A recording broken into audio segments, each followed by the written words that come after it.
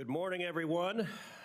Welcome. The Senate Committee on Commerce, Science, and Transportation will come to order. We're here today to examine a monument to American ingenuity, the Panama Canal. Senator Moreno down there suggested we open the hearing by playing Van Halen and Panama.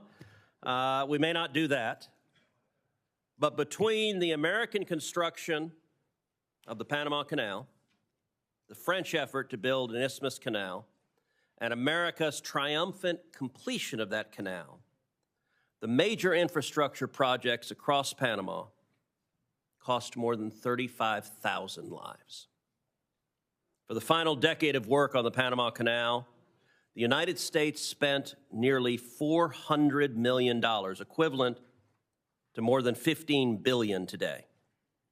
The Panama Canal proved a truly invaluable asset, sparing both cargo ships and warships the long journey around South America. When President Carter gave it away to Panama, Americans were puzzled, confused, and many outraged. With the passage of time, many have lost sight of the canal's importance both to national security and to the U.S. economy. Not President Trump. When he demanded fair treatment for American ships and goods, many in the media scoffed. But the Panama Canal was not just given away. President Carter struck a bargain. He made a treaty. And President Trump is making a serious and substantive argument that that treaty is being violated right now. This committee has jurisdiction under the Senate rules over the Panama Canal, and today we will examine evidence of potential violations. President Trump has highlighted two key issues. Number one, the danger of China exploiting or blocking passage through the canal. And number two, the exorbitant costs for transit. Chinese companies are right now building a bridge across the canal at a slow pace so as to take nearly a decade. And Chinese companies control container ports at either end. The partially completed bridge gives China the ability to block the canal without warning. And the ports give China ready observation posts to time that action. This situation, I believe, poses acute risks to U.S. national security. Meanwhile, the high fees for canal transit disproportionately affect Americans, because U.S. cargo accounts for nearly 3/4 of canal transits. U.S. Navy vessels pay additional fees that apply only to warships. Canal profits regularly exceed $3 billion. This money comes from both American taxpayers and consumers in the form of higher costs for goods. American tourists aboard cruises, particularly those in the Caribbean Sea, are essentially captive to any fees Panama chooses to levy for canal transits. And they have paid unfair prices for fuel bunkering at terminals in Panama as a result of government-granted monopoly. Panama's government relies on these exploitative fees. Nearly 1/10 of its budget is paid for with canal profit.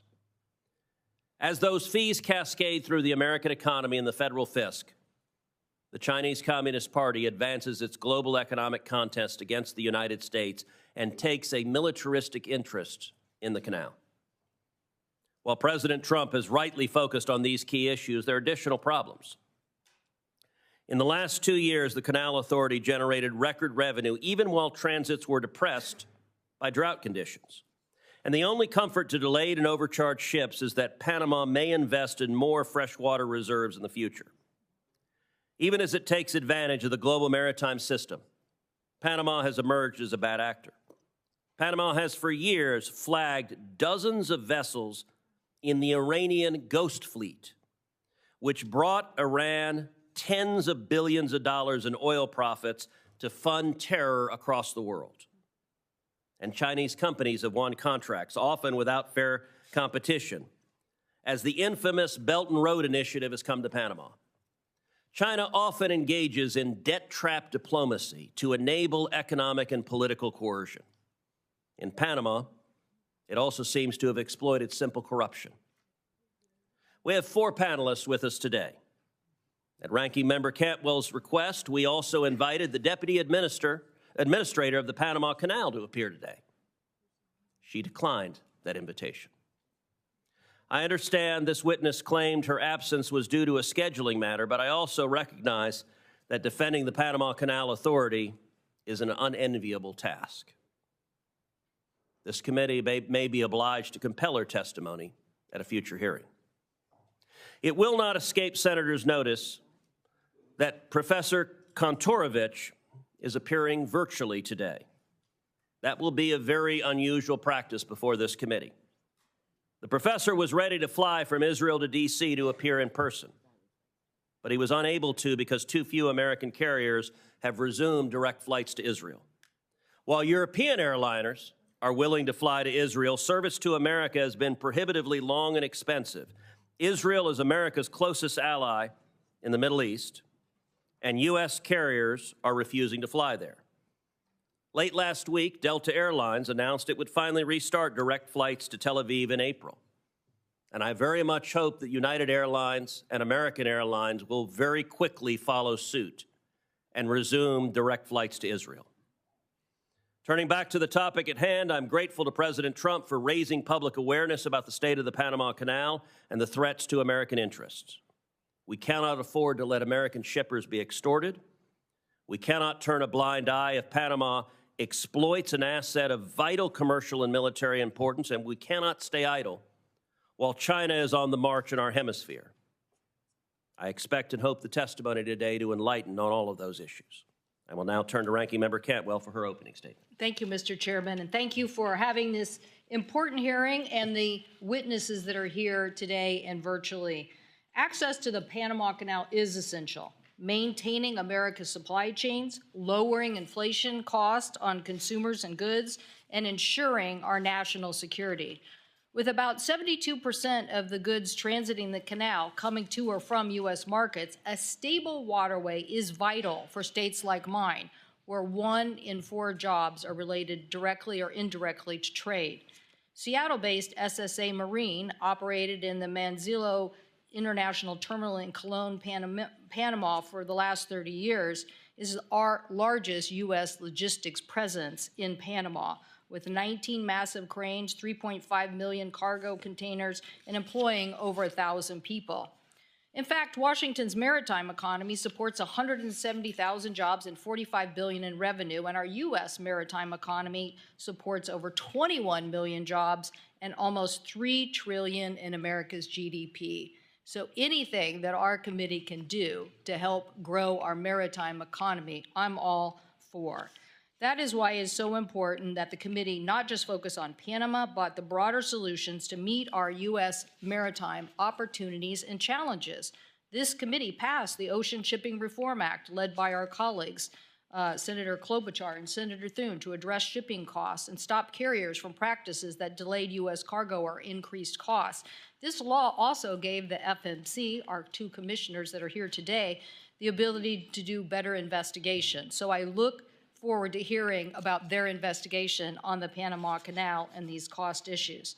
And many members of this committee have worked on the infrastructure bill to do dock replacements in places like Alaska, rail improvements, pier infrastructure, safety improvements, container yard expansion, and I know that my colleagues who represent these maritime investments need a maritime workforce and continued investment. Many of our colleagues, Mr. Chairman, have great ideas. Senator Kelly and Young from the Senate, Representatives Garamendi and Kelly from the House, and they've been working with maritime stakeholders on these larger bills. But, Mr. Chairman, if this committee doesn't embrace this larger agenda, it's going to get decided in the Finance Committee. So I hope that we can get some of these issues and show that this committee is the committee for maritime jurisdiction. A bill that provides a comprehensive strategy to rebuild America's supply chain supremacy, sea-left capacity that we need to defend our interests in the South China Sea and the Indo-Pacific region, and to revitalize our nation's ports and shipbuilding capacity. A revitalized U.S. maritime strategy would not only be good for our economy, but critical for national security. At the same time, we face cyber threats from our foreign adversaries, and Panama is a perfect example, which brings us to the hearing today. I am concerned about Chinese-owned ports in Panama and their proximity to the canal. I'm also deeply concerned about the installation of Chinese equipment from Huawei and Chinese companies near the canal. This is why this committee successfully worked to get $3 billion in rip and replace at the end of last Congress. So if we're trying to get them out of U.S. ports and areas, we shouldn't certainly allow them in vessels and back doors in places like Panama. Mr. Chairman, I'd like to ask unanimous consent to enter into the record a letter from the two most recent U.S. ambassadors to Panama who make the case for continued U.S. investment in infrastructure and cybersecurity. Without objection. These ambassadors, thank you, Mr. Chairman, these ambassadors know better than anyone that America's adversaries have built backdoors into communication technology, software, supply chains, both software and hardware. So whether it's a crane over the port or a bridge, we cannot tolerate Huawei, TikTok, artificial intelligence, or other adversaries using a government backdoor. Mr. Chairman, I'm a very big fan of the five biggest technology interests and basic democracies forming a technology NATO. We should be saying to the world, nobody should be buying technology or equipment that has a government backdoor. These are complex issues, and we need solutions. I will be requesting that the Department of Defense provide a classified briefing to all members of our committee about foreign adversary threats to the Panama Canal, including these adjacent areas. I received an initial classified briefing from the U.S. Southern Command and have spoken to former U.S. Southern Command leader, General Laura Richardson, on these issues. I also plan to go as a delegation or by myself to Panama and visit the Panama Canal Authority. I invite other members to do so, hopefully this spring. Any successful strategy also has to not just focus on cybersecurity and cooperation, and we'll ask some of our witnesses here today, but the larger issue is we need to understand what are the shortfalls of the current agreement that doesn't get at this upgraded technology concern. I would hope that Panama would be very cooperative in discussing these cybersecurity investments and what needs to be made. As we all know, the Panama Canal is, as an authority, independent, and the Chinese government don't start the shipping rates, but the authority has been grappling with historic rainfalls, climate change, and the solution, I believe, is for us to work together, as the Army Corps did before, on solutions in making sure that instability in water is not the cause of increase in rates. We need to work on these solutions. But, Mr. Chairman, I also believe that the larger issue here, as you mentioned in your statement about Belt and Road initiatives by the Chinese and their expansion, needs to be met with an aggressive response by the United States. I firmly believe in trade. But again, easy for me to say, or maybe for Texas, when you're coming from a very trade-dependent state. But the issue is we didn't have an ambassador there for 5 years in Panama. For all my colleagues who hold up ambassadors, you should rethink your strategies when you do this, because holding up ambassadors and not dealing with these issues put us behind the 8 ball. Expanding exports to 95% of the world's consumers and roughly 3.5 billion people, I believe, is a good idea. I hope we can have a more aggressive strategy in Latin America. I think the proposals by Senator Cassidy and Bennett, the Americas Act, is an also like-minded thing of Latin American countries that we could join together in sort of a U.S., Mexico, Canada free trade agreement. And I also believe that a free trade agreement of the Americas that link modernization of all our FTAs in Latin America and the Caribbean would help, along with an aggressive strategy on saying no government backdoors and making the kind of investments that the Export-Import Bank can do to counter China. So, Mr. Chairman, thank you for organizing this important hearing. Such investments ensure resilient supply chains, boost exports, lower consumer costs, and most importantly, protect our national security. Thank you, Mr. Chairman. Thank you, Senator Cantwell. Our first witness today is Chairman Luis Sola of the Federal Maritime Commission. He was recently in Panama on a fact-finding mission and can speak to concerning developments that I noted in my opening statement. Chairman Sola, you're recognized for 5 minutes. Thank you, Chairman Cruz, Ranking Member Cantwell, and distinguished members of the committee. Thank you for the opportunity to speak today about the critical importance of the Panama Canal to U.S. trade and global commerce. I bring a unique perspective as someone who's not only served as a maritime regulator, but also lived and worked extensively in Panama. I have transited the Panama Canal over 100 times. This experience provides me with a profound understanding of the canal's significance and challenges it faces. Prolonged drought conditions last year forced operational changes, reducing transit slots, restricting vessel types, and auctioning of slots, raising alarm about its resilience. The Panama Canal is managed by the Panama Canal Authority, ACP, an independent agency of the Panamanian government. The ACP is a model of public infrastructure management, and its independence has been key to ensure a safe and reliable transit of vessels critical to the U.S. and global commerce. During my recent visit to Panama, I had the opportunity to meet with leaders of the ACP to better understand their efforts to address the ongoing challenges facing the canal. I saw firsthand their commitment to maintaining the canal's efficiency and resilience. These conversations also highlighted the broader challenges posed by the Panamanian government's maritime policies, which complicate the ACP's mission and raise concerns about corruption and foreign influence. In contrast, the broader maritime sector in Panama, including the nation's ports, water rights, and the world's largest ship registry, falls under the direct purview of the Panamanian government. Unfortunately, this sector has faced persistent challenges, including corruption scandals and foreign influence, particularly from Brazil and China. These issues create friction with the ACP, especially as it works to address long-term challenges, such as securing adequate water supplies for the canal. Although the ACP operates independently under U.S. law, both the ACP and the government of Panama's maritime sector are considered one and the same. This means that any challenges in Panama's maritime sector, including corruption, lack of transparency, or foreign influence, can have a direct or indirect impact on the operations and long-term stability of the canal. This legal perspective highlights the need for vigilance in monitoring both the ACP's management and Panama government's policies affecting maritime operations. Since 2015, Chinese companies have increased their presence and influence throughout Panama. Panama became a member of the Belt and Roads Initiative and ended its diplomatic relations with Taiwan. Chinese companies have been able to pursue billions of dollars in development contracts in Panama, many of which were projects directly on or adjacent to the Panama Canal.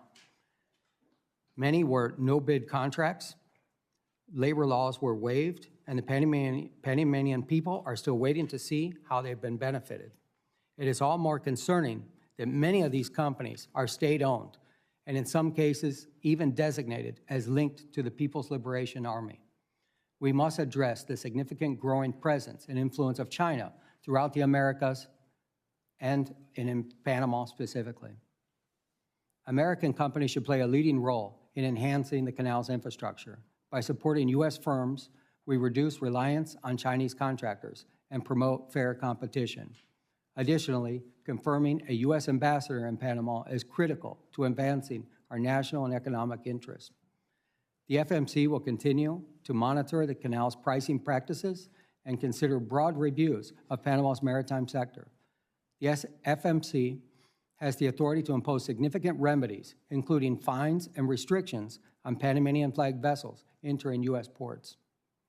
In closing, the Panama Canal is vital to our economy, with over 75% of its traffic bound for our ports.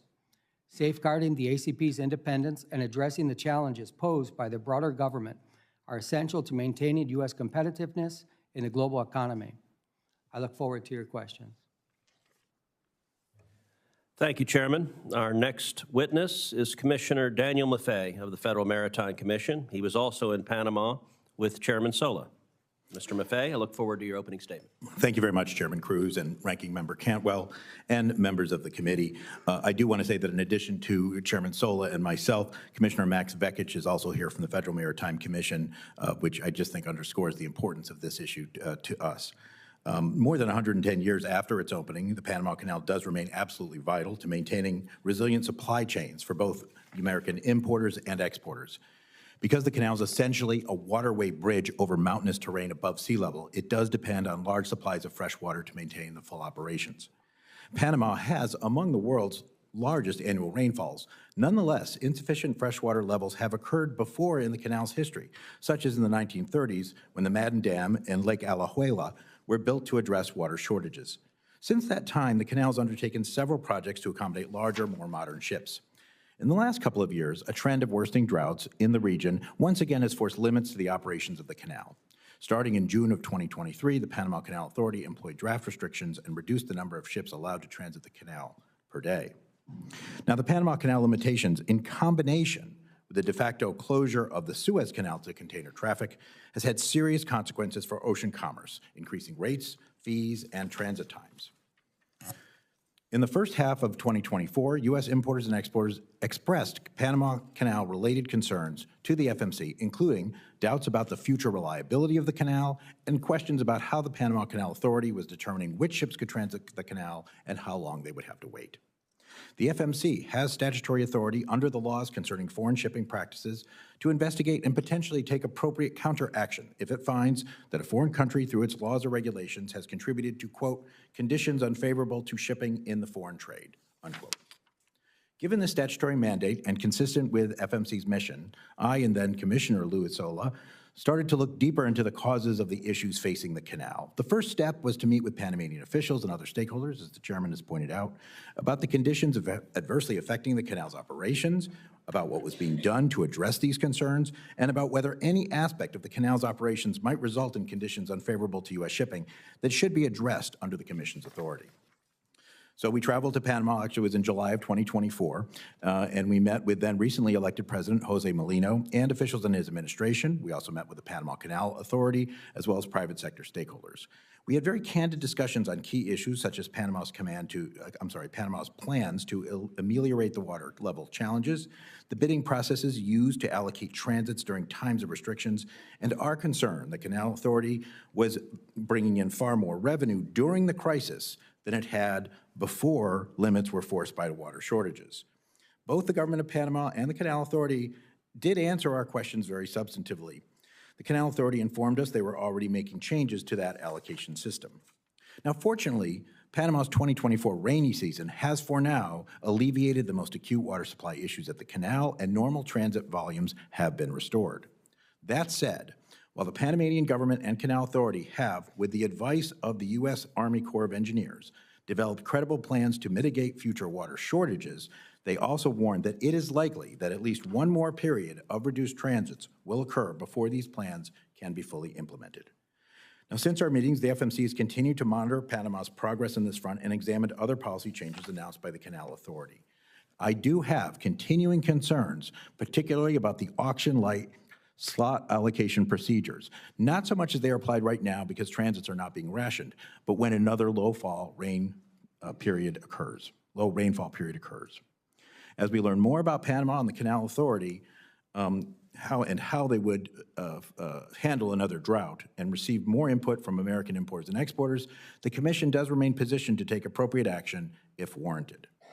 How the Panama Canal's operations affect American commerce was a high priority for the FMC under my chairmanship. It remains a high priority at the Federal Maritime Commission under Commissioner Sola's chairmanship, and I am extremely pleased that it is a priority for this committee as well. Thank you. Thank you, Commissioner. Our next witness is law professor Eugene Kontorovich, who can explain Panama's treaty obligations and the remedies the U.S. might seek for potential violations. Professor Kontorovich is appearing virtually, and Professor, you're recognized for your opening statement. Chairman Cruz, Ranking Member Cantwell, honorable members of the committee, I appreciate and regret the opportunity to testify before you remotely. I've been asked to discuss possible violations of the treaty concerning the permanent neutrality and operation of the Panama Canal entered into between the two countries in 1977. I should say at the outset that determining whether a certain situation violates the treaty is a mixed question of law and fact, depending on both the meaning in the treaty and the actual situation on the ground. I have not had any classified intelligence briefings on this subject, so I'm going to speak about the meaning of the treaty primarily. We shall see that under international law, each party to the treaty is entitled to determine for itself whether a violation has occurred. Now, in exchange for the United States ceding control of the canal, which it built and maintained, Panama agreed to a special regime of neutrality. The essential features of this regime of neutrality is that the canal must be open to all nations for transit, that's Article 2, equitable tolls and fees, Article 3, an exclusive Panamanian operation, Article 5, the prohibition of any foreign military presence, Article 5. Article 5 provides that only Panama shall operate the canal. Testifying about the meaning of the treaty at the Senate ratification hearings, the Carter administration emphasized that this prohibits foreign operation of the canal as well as the garrisoning of foreign troops. Now, Article 5 appears to be primarily concerned about control by foreign sovereigns. If Panama signed a treaty with the People's Republic of China, whereby the latter would operate the canal on Panama's behalf, this would be a clear violation. But what if Panama contracted for port operations with a Chinese state firm, or even a private firm influenced or controlled in part by the Chinese government? The Suez Canal Company was itself, before being nationalized, a private firm in which the United Kingdom was only a controlling shareholder. Yet this was understood to represent British control over the canal. In other words, a company need not be owned by the government to be in part controlled by the government. So the real question is the degree of de jure or de facto control over a foreign sovereign company, and scenarios range from government companies in an authoritarian regime, completely controlled, to purely private firms in an open society like the United States, but there's many possible situations in the middle. The treaty is silent on the question of how much control is too much, and as we'll see, this is one of the many questions committed to the judgment and discretion of each party. Now, turning to foreign security forces. The presence of third country troops would manifestly violate Article 5, but this does not mean that anything short of a People's Liberation Army base flying a red flag is permissible. The presence of foreign security forces could violate the regime of neutrality, even if they're not represented in organized and open military formations. Modern warfare has seen belligerent powers seek to evade international legal limitations by disguising their actions in civilian garb. From Russia's notorious little green men to Hamas terrorists hiding in hospitals or disguised as journalists, bad actors seek to exploit the fact that international treaties focus on sovereign actors. Many of China's man-made islands in the South China Sea began as civilian projects before being suddenly militarized. Indeed, this issue was discussed in the Senate ratification hearings over the treaty. Dean Rusk said informal forces would be prohibited under the treaty. Thus, the ostensible civilian character of the Chinese presence around the canal does not in itself mean that it could not represent a violation of the treaty if, for example, these companies and their employees involved Chinese covert agents or other agents of the Chinese security forces. So this leads us to the final question: who determines whether neutrality is being threatened or compromised? Unlike many other treaties that provide for third-party dispute resolution, the Neutrality Treaty has no such provision. Instead, the treaty makes clear that each party determines for itself the existence of a violation. Article 4 provides that each party is separately authorized to maintain the regime of neutrality, making it a separate obligation of each party. The Senate's understanding accompanying to ratification also make clear that Article 5 allows each party to take, quote, unilateral action. Senator Jacob Javits, at the markup hearing, said that while the word unilateral is abrasive, we can, quote, decide that the regime of neutrality is being threatened and then act with whatever means are necessary to keep the canal neutral unilaterally. I look forward to their questions. Thank you, Professor. Our final witness, World Shipping Council CEO Joseph Kramick, can discuss the challenges faced by container lines moving goods to or from America through the Panama Canal. Mr. Kramick, you're recognized for your opening statement. Thank you, Chairman Cruz, Ranking Member Cantwell, and members of the committee. My name is Joe Kramick. I'm President and CEO of the World Shipping Council. The World Shipping Council is the global voice of liner shipping. Our membership consists of 90% of the world's liner shipping tonnage, which are container vessels and vehicle carriers. They operate on fixed schedules to provide our customers with regular service to ship their goods in ports throughout the world. Our focus is on sustainable, safe, and secure international ocean transportation. Nothing could be more important to the U.S. economy and WSC member lines who carry the trade that supports the U.S. economy than a sustainable, safe, and secure Panama Canal. As you have heard, using the Panama Canal to transit between the Atlantic and Pacific saves significant time and money. A typical voyage from Asia to the U.S. or East Coast can be made in under 30 days using the canal, while the same journey can take up to 40 days if carriers must take alternate routes. From a commercial trade perspective, the big picture is this. One of the world's busiest trade lanes is the Trans-Pacific. The Trans-Pacific is cargo coming from and going to Asia via the United States. Focusing in a bit, cargo coming from Asia and bound for U.S. Gulf and East Coast ports always transits the Panama Canal. Similarly, cargo being exported from U.S. and East Coast ports, a large share of which are U.S. agricultural exports like soybeans, corn, cotton, livestock, and dairy, also almost always transits the Panama Canal.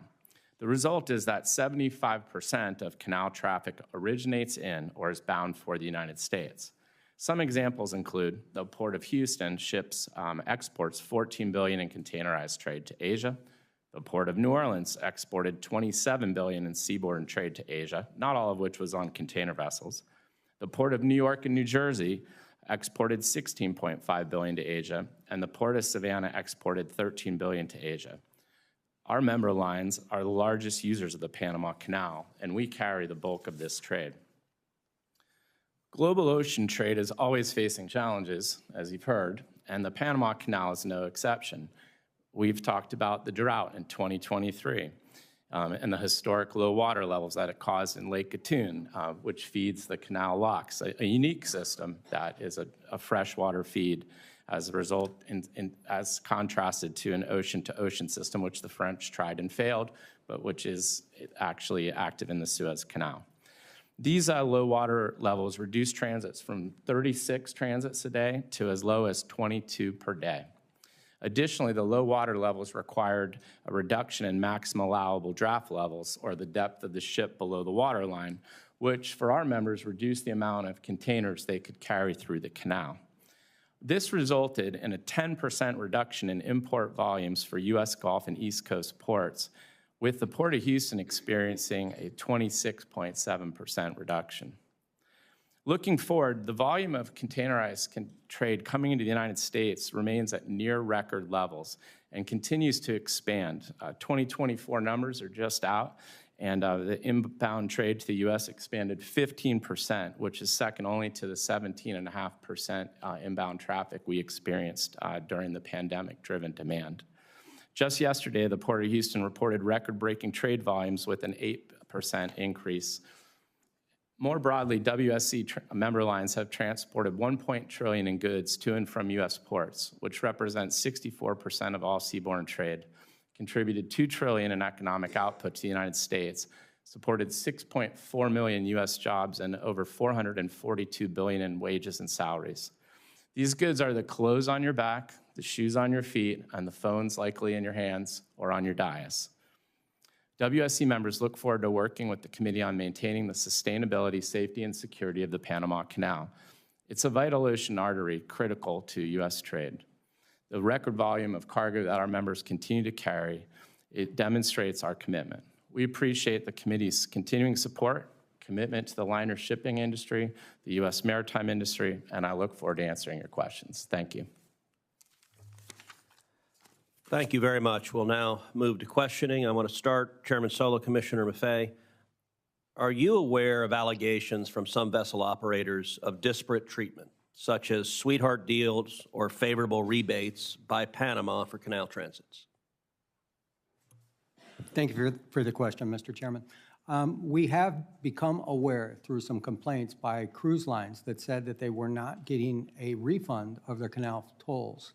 When we looked into this, we found a Panamanian Executive Order, Decree 73, that specifically says that if a cruise line would stop at a certain port, that they could be refunded 100% of the fees. And as far as I know, that's the only instance where that exists. Yep, we continue to look into it, but the cruise ships is the one area where we have found something that would fit that bill, I think, Chairman. Some press coverage says the Panama Canal is nominally independent, even though it provides a large share of the Panamanian government's revenue. Chairman Sola, briefly, can you describe how the FMC views the Canal Authority and the Panamanian government? Are they distinct entities or a single foreign government apparatus that controls the Panama Canal? Mr. Chairman, our law is clear. It comes from the Merchant Marine Act of 1920 that there's only one entity. And in addition to that, our predecessor at the Federal Maritime Commission was the U.S. Shipping Board, was formed in 1916 in direct result of the Panama Canal. The very first chairman of that was George Washington Goethals, which was the very first administrator of the canal. So we look at it as one entity. Yeah, I might just add, Mr. Chairman. Sure. It's sort of like the Georgia Ports Authority and the state of Georgia. The Georgia Ports Authority is clearly independent. It can do its own bonds. It's got independent governance. But ultimately, Georgia is responsible for it, the state of Georgia. Right. So Panama was the very first Latin American country to join China's Belt and Road Initiative. And right now, China is building a fourth bridge across the Panama Canal for car traffic and light rail. Chairman Sola, why should Chinese construction of a bridge near Panama City concern the United States? Mr. Chairman, we all saw the tragedy that happened here in the Francis Scott Key Bridge incident and the devastation that had happened to Baltimore. We also saw recently what happened in the Suez Canal, where we had a ship get stuck in there. It's not only the construction of the bridge, but it's a removal of a bridge, as I understand it, called the Bridge of the Americas. It was built in 1961, and that would paralyze cargo traffic in and out of the canal. Panama also recently renewed the concessions for 2 container ports to a Chinese company, Hutchison Ports PPC. Of course, Chinese companies are controlled by the Communist Party. How does China use control of those ports for economic gain? Mr. Chairman, I am a regulator, a competition regulator, and the Chinese ports that you're referring to, let me put them into scope. The one on the Pacific, the Port of Balboa, is roughly the same size as the Port of Houston. They do about 4 million containers a year. They have about 28 gantry cranes. The one on the Atlantic is the same as my hometown of Miami. They do about 1 million containers. So where Roger Gunther in the Port of Houston generates about $1 billion a year, and Heidi Webb in Miami does about 200 million, the Panama Ports Company paid zero for 20 years on that concession. So it's really hard to compete against zero. So I think that's our concern, our economic concern that we would have. Commissioner Maffei, anything to add on that? Yeah, I mean, I do too also think it is important. I would point out that you don't have to stop at either port. It's not like these 2 ports control the entrance to the canal. That is the Canal Authority that does control that. However, I think it's of concern. I would also point out that the Panamanian government thinks it's of concern too, because they're conducting their own audit of those particular deals. But we remain very interested as well. So, Professor Kontorovich, I want to turn to the treaty. So President Trump has made important arguments, both that Chinese control over canal infrastructure and exorbitant fees charged for canal transits are violations of the Neutrality Treaty. I want to highlight 3 specific provisions that you mentioned in your opening statement. Article 4 of the Neutrality Treaty requires both the United States and Panama to establish and maintain, quote, a regime of neutrality. Article 5 limits any foreign control by providing, quote, only the Republic of Panama shall operate the canal and maintain military forces, defense sites, and military installations within its national territory. And finally, Article 3(1)(c) requires that, quote, tolls and other charges be just, reasonable, equitable, and consistent with the principles of international law. In your opinion, as an expert in international law, could the facts discussed here be considered violations of the Neutrality Treaty in force right now between the United States and Panama? So I think, Senator, I think potentially they could, but it's impossible to say definitively without knowing more, in particular about the degree of Chinese control and involvement in these companies. I think it's important to note that these port operation companies that operate the ports on both sides, when they received their first contract, it was just a few months before Hong Kong was handed over to China. In other words, they received them as British companies, sort of very oddly, just a few months before the handover.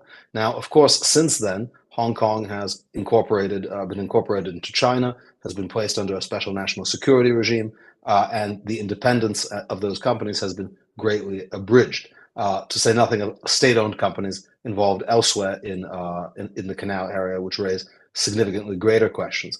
Additionally, I should point out that the understandings between President Carter and Panamanian leader Herrera, which were attached to the treaty and form part of the treaty, provide that the United States can, quote, defend the canal against any threat to the regime of neutrality.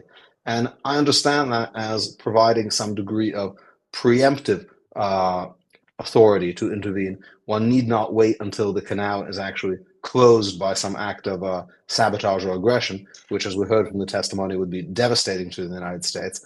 But there is some incipient ability to address potential violations.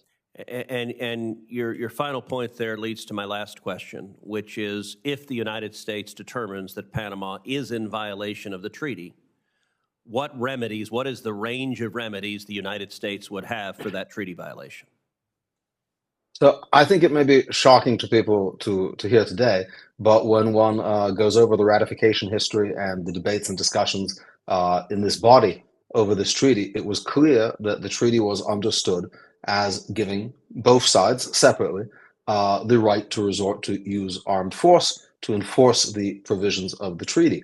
And it's not so surprising when one understands that the United States made an extraordinary concession to Panama by transferring this canal, which the United States built at great expense and maintained and operated, to Panama gratis. And in exchange, it received a kind of limitation, a permanent limitation on Panamanian sovereignty, that Panama agreed that the United States could enforce this regime of neutrality by force. Now, of course, armed force should never be the first recourse for any kind of international dispute and should not be arrived at sort of rashly or before negotiations and other kinds of good offices are exhausted.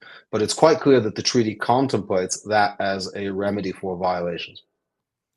Thank you very much. Ranking Member Cantwell. Thank you, Mr. Chairman. Mr. Kramek, I think costs are critical. When you think about it, we're here discussing costs. Why? Because consumers pay more when shipping costs are higher. Whether are farmers who are trying to export their products, as we saw during COVID, are literally our products getting left on the docks, and importers are paying more if shipping costs are too high. So when we look at these incidents that we now see in our supply chain, and we had our own incident in Seattle where a container ship lost power and was careening towards our big Ferris wheel in the downtown, right next to our ferry terminal. Luckily, some passenger ferry vessels were able to push the tug from, out of the direct path of severe devastation. So now we mentioned Suez Canal, we mentioned Baltimore, we have our own Seattle experience. What do we need to do to make sure on the cost side that we aren't that we're making the right investments from a security level to make sure that these kinds of incidents that can do great harm do not happen? And Commissioner Sola, since you were at U.S. Southern Command, what do you think we need to do to renegotiate or to have a conversation with the Panamanians about the security level that we think needs to exist in Panama with this close proximity? And Mr. Maffei, this audit, will the audit lead to a discussion with Panama about those contracts? As I've said in my opening statement, I believe we should be very aggressive about U.S. involvement here and in Latin America.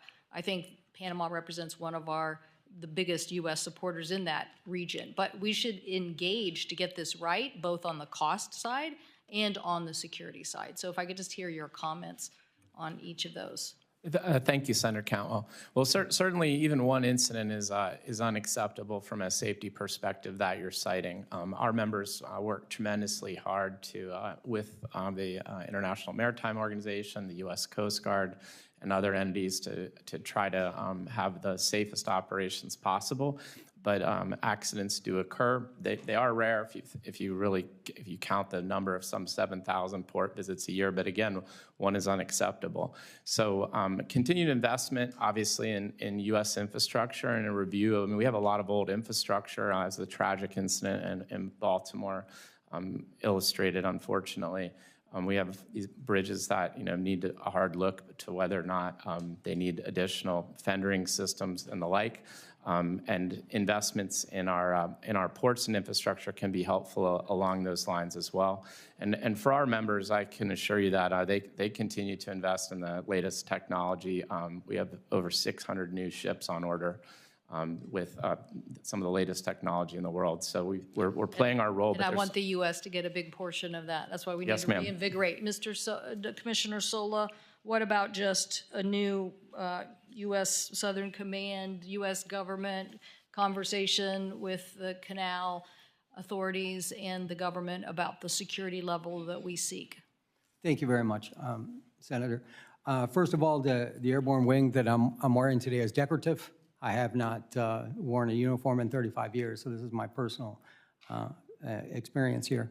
I believe that the security of the canal has always been understood to be provided by the United States. Panama does not have a military, and I always believe that there's been a close relationship with Southern Command that we would provide that, and it would be nice to see if that we had a formalization of that in one way or another, because I don't believe that it's in the treaty at all.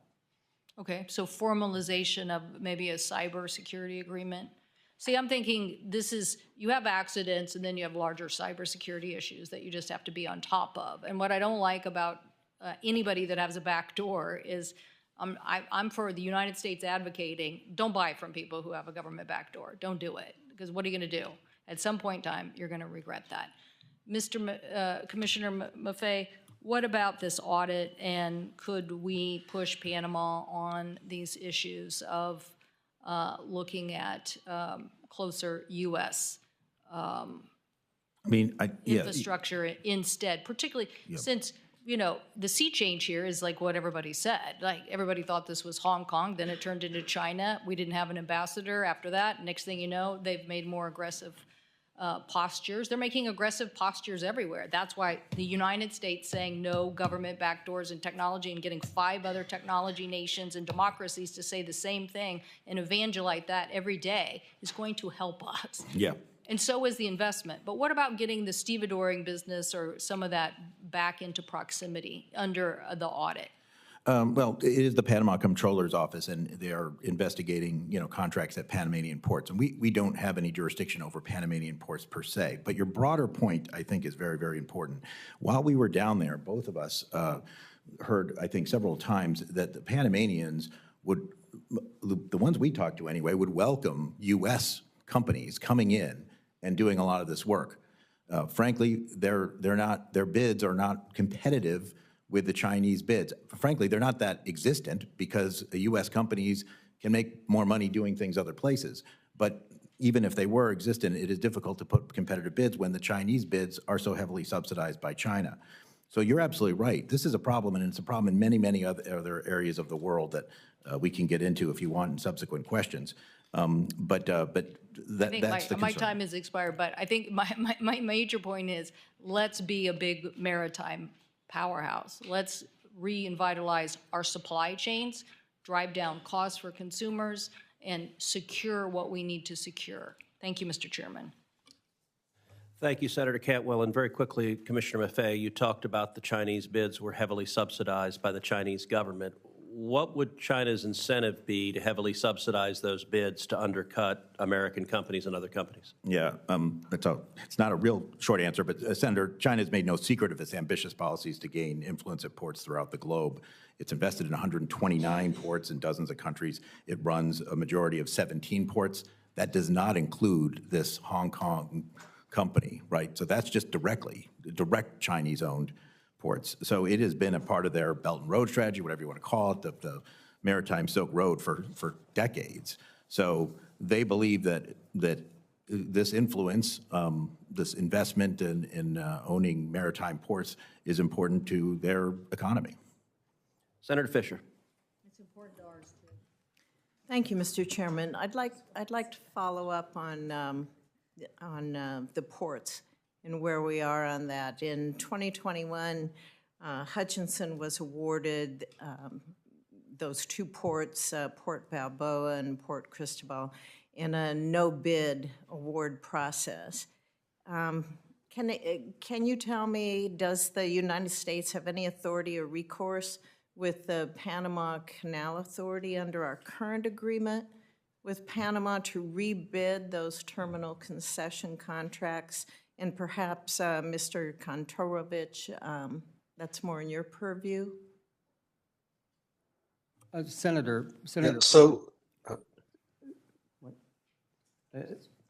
Senator Please. Fisher, both of those ports were redone for 25 years until 2047, if I believe, and they have to pay $7 million is what the ongoing rate is for the Port of Houston and the Port of Miami size concessions. And it can't be rebid until after that date? Well, I believe that's what the Comptroller's Office is auditing, both of those ports and that contract. And that was done under the previous Panamanian administration. A new administration came in and they called for an audit of that contract immediately. Mr. McVeigh, but Yeah, you I just- were talking about how to perhaps incentivize companies from the United States to be able to participate in a bid process that doesn't seem to be reasonable. And how do you think that the Panamanians would welcome viable alternatives? Are we in that position yet? Senator, let me first say that this is outside the scope of what the Federal Maritime Commission does, but having gone there, having looked at this issue very carefully, I think it is very important. It was mentioned, actually, Senator Cantwell just mentioned Ex-Im Bank program, so it's not like this doesn't happen, but it certainly has not been a huge priority of the United States to try to, if you will, match these bids, to create programs widely available to U.S. firms in order to put together more competitive bids in these countries where some of their domestic laws, I'm not sure about Panama, but some of their domestic laws actually require that you go to the lowest bidder sometimes, just as ours do. So, yeah, I think if you're looking for places to do U.S. policy to counter this, I think you definitely want to look at whether the United States should be, for strategic and economic reasons, investing in infrastructure in important maritime locations all over the world. China certainly has done that, and they've been doing it for 20 years, and it is a cow that has long left the barn. You mentioned investing in infrastructure. I was at the Panama Canal in 2023, and I learned at that time about the loss of fresh water with each ship movement through the canal. You talked about the drought, sir, in your opening comments. Fresh water is vital to the workings with the canal. How effective do you think investments in increasing that freshwater storage are?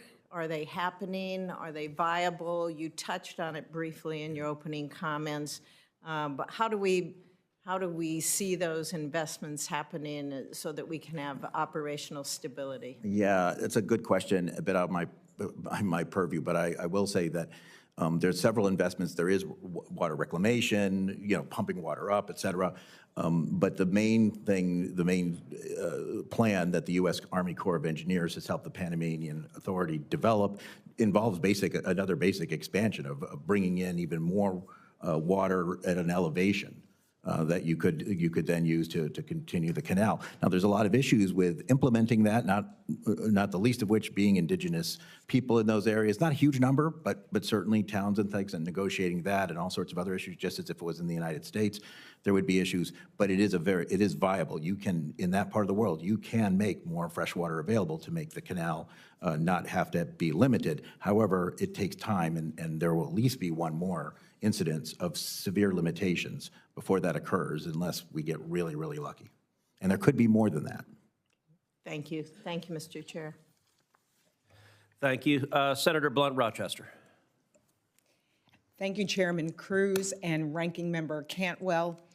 At the heart of this hearing is a fundamental question about how the U.S. will compete on the world stage and maintain our national security. These are the questions that will define the future of this country. For American families to see lower prices and better economic opportunities, we have to meet this moment honestly and seriously. And I'm proud to have joined Senators Cantwell and Blackburn to reintroduce the bipartisan Promoting Resilient Supply Chains Act, legislation that I led and authored in the House. This bill ensures that we have a national strategy to address our broken supply chains, whether it is a bridge collapse, a major global conflict, or unions striking for their rights.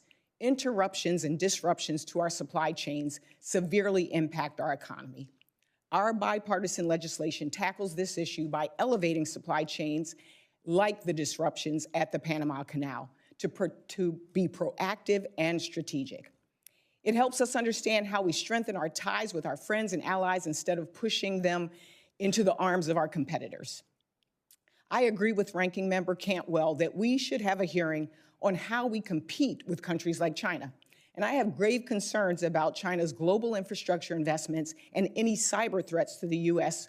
Addressing these are our national security interests. With that, I'd like to shift to my first line of questioning, and it is for you, Captain Kramick. It's no secret that the canal has had issues due to droughts, nor is increasingly frequent drought a new phenomenon. Do you believe the Panama Canal Authority did enough to anticipate the issues impacting the canal's operation? Senator Blunt Rochester, thanks for your question. They did the best, I guess, with the information that they had. I don't know that they anticipated a drought of that magnitude. I would say going forward, what Commissioner Maffei just discussed about the development of a second reservoir to feed into Lake Gatun, and the U.S. Army Corps of Engineers doing a feasibility review of that project, as well as some other projects that were mentioned, that seems to be a good path forward in terms of resiliency of the Panama Canal and making it a viable waterway for 2050 and beyond. I think part of the challenge is that it was recently started and time is of the essence. Did you think that the Canal Authority considered the obvious impacts from drought in its planning? Senator Blunt Rochester, I don't have that information on what they considered. It is clear that the Canal Authority knew that this would have an impact on shipping, and that enough hadn't been done to address it. Now that we're faced with this impact, what do you think the Canal Authority needs to do expeditiously to bring the canal back into full authority, full operation? So they are back to full operation, is my understanding. Traffic is flowing well. But looking forward, I think it is taking a hard look at some of these infrastructure projects to make the canal more viable, like I mentioned. The Port of Wilmington is in my state. We're very proud of it. It's one of the leading importers of fruits. The delays through the canal have an outsized impact on perishable goods like those that my port handles. Do you believe the Canal Authority can and should prioritize perishable goods or provide some other solution to support perishable goods? And anyone on the panel can answer that. Yes, ma'am. Let me address your question because I'm not sure it's my place to exactly answer it, but you're quite right. So one of the complaints that we've heard is from container shippers, that mostly exporters, that export goods, as you say, and many other commodities too, are sensitive either because of market conditions, such as cotton, or because of actual perishability of the product, such as what you mentioned. However, they're on container ships, and most of the cargo on the container ship is less time sensitive. In the bidding process that the Panamanian Canal Authority developed in order when they did have to ration these slots, it was a bidding process, and the highest bidder got the first slot, got the less of a delay. The challenge there is every kind of commodity and every kind of ship was bidding. So liquid natural gas, which is extraordinarily, all the cargo on that ship is both extraordinarily valuable, not that your agricultural commodities aren't valuable, but compared pound for pound to the LNG, and very, very, I mean, it's out, you know, you're losing volume every delay. So they would far outbid the container shippers.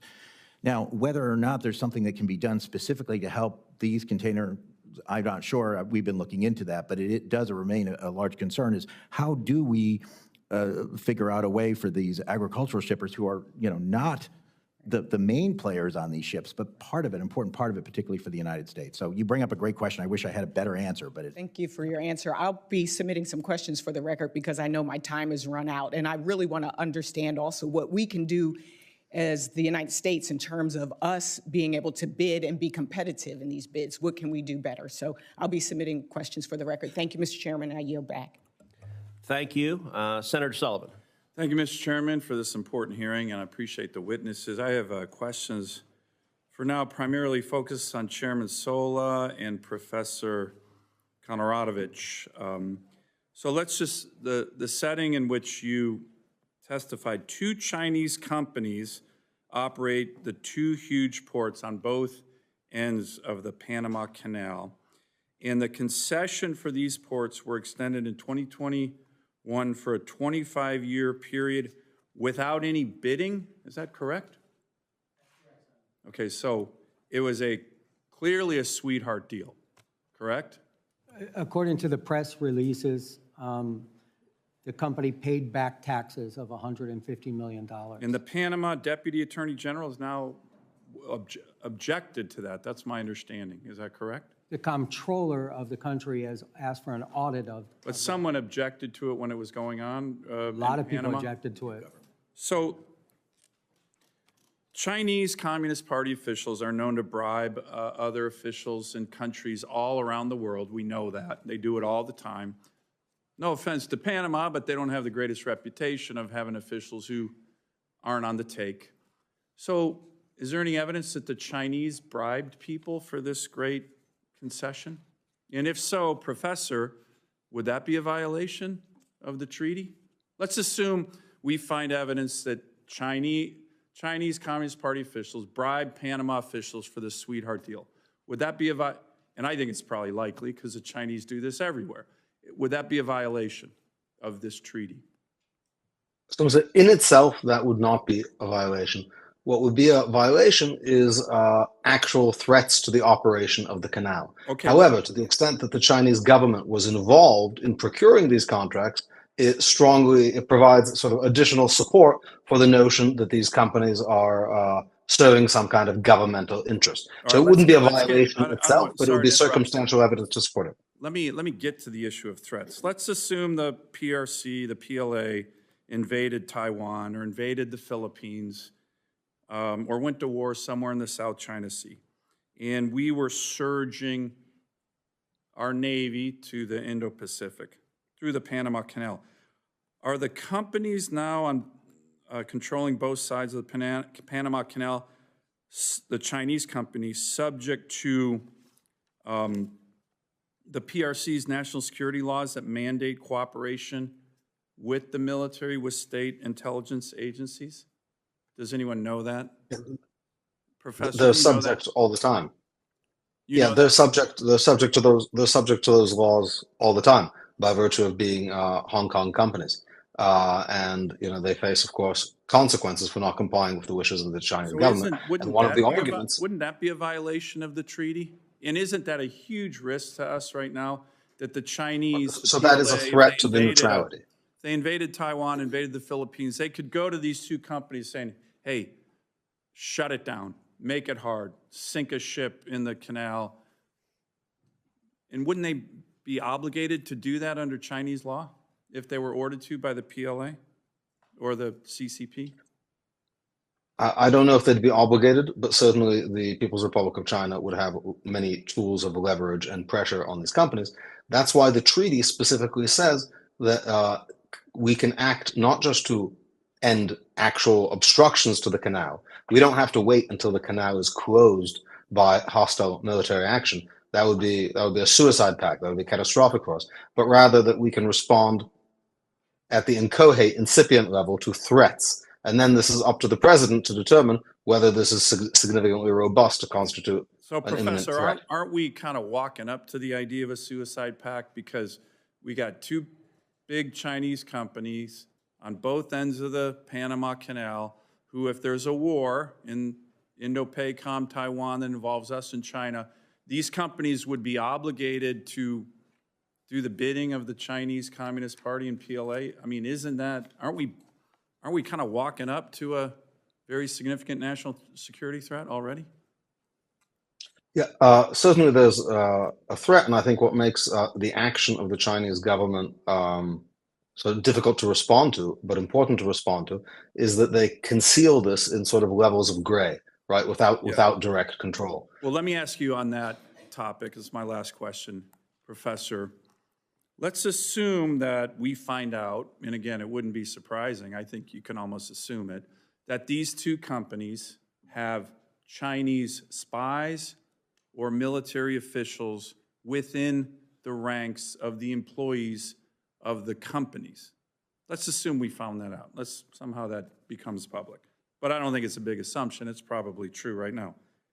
So you have spies and military personnel within the ranks of these two companies that are controlling both ends of the Panama Canal. For you, Professor and Chairman Sola, wouldn't that be a blatant violation of Article 5 of the Neutrality Treaty, if that were true? Yeah. Which probably is true. Yes. I do think that it would be I do think it would be a clear violation. As Dean Rusk, former Secretary of State Dean Rusk said at the ratification hearings, informal forces can violate Article 5 as well as formal forces. And So Chairman clearly, Sola, do you agree with that? assumption, it would be a And is violation. there any evidence of Chinese spies or other nefarious Chinese actors embedded in these companies? Senator, we have no information of that. Okay. And that's not under the purview of the federal. But you agree that would be a violation of Article 5 of the Neutrality Treaty? I do. Thank you. Thank you, Mr. Chairman. Thank you. Senator Baldwin. Thank you. Commissioner Maffei, good to see you. Thank you for being here today. I am very concerned about China's large and growing influence in the world's infrastructure network.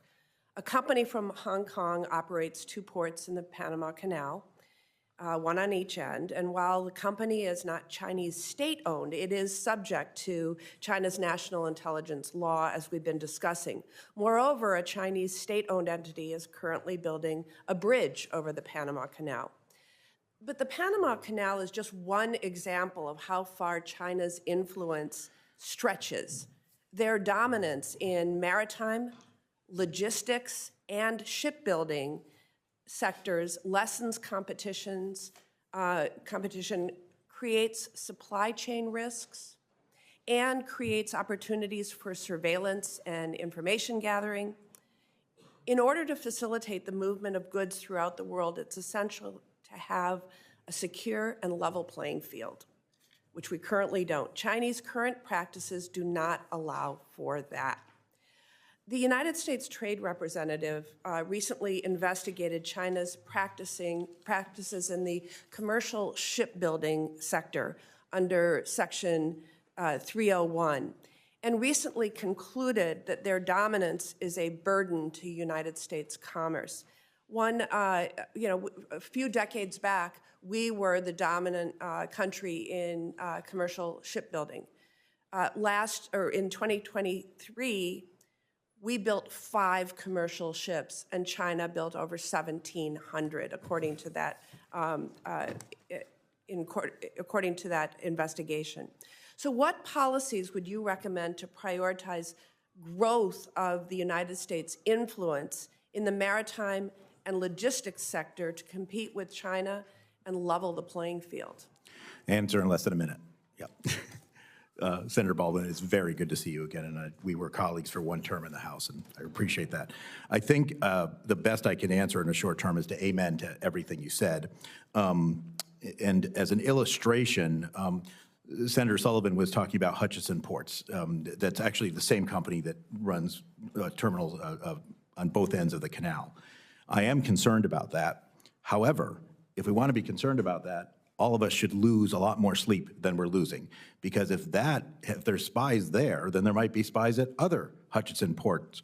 And there are other Hutchison ports in almost every part of the world. They own the largest container port in the United Kingdom, Felixstowe, which is responsible for nearly half of Britain's container trade.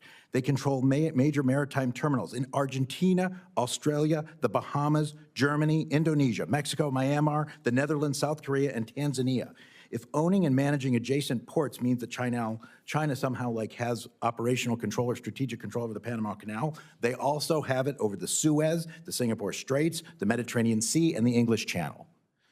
That's just one aspect of what you were talking about. That doesn't include the shipbuilding, heavily subsidized, such that now I believe over half of new ships that are in the companies that belong to the World Shipping Council are coming from China, not because these are bad companies, but because they're undercutting other things.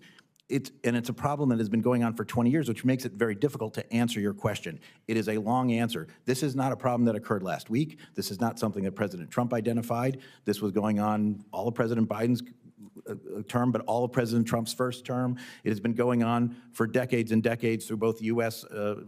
Republicans and Democrats as president. The only thing I can say is I echo what Ranking Member Cantwell said, and I think others of both parties have echoed it, that we need some sort of overall maritime strategy. We have to acknowledge that this is part of our national security, that economic resilience is extraordinarily important, and I believe this is the greatest country in the world. I think if we start countering some of these efforts, we can do it, but it has to become a national priority. And part of the challenge is we're talking about outside the borders of our U.S. Investing outside the borders of our U.S. does not make a very good campaign ad, but it may be necessary to secure, particularly with such an aggressive and, frankly, on this, open strategy that China has had. Thank you for that answer. I know my time is now short. I will allow Professor Kantorovich to answer this for the record. But Professor, I'd like to ask for your help in finding productive actions we can take to overcome some of the challenges that are being discussed today. I'm confident that we can find bipartisan solutions to pursue. It is my view that we should strengthen our relationship with Panama through mutually beneficial actions. For one, we should have a fully staffed embassy. The United States went without an ambassador to Panama from 2018 to 2022, largely due to partisan gridlock in the Senate confirmation process.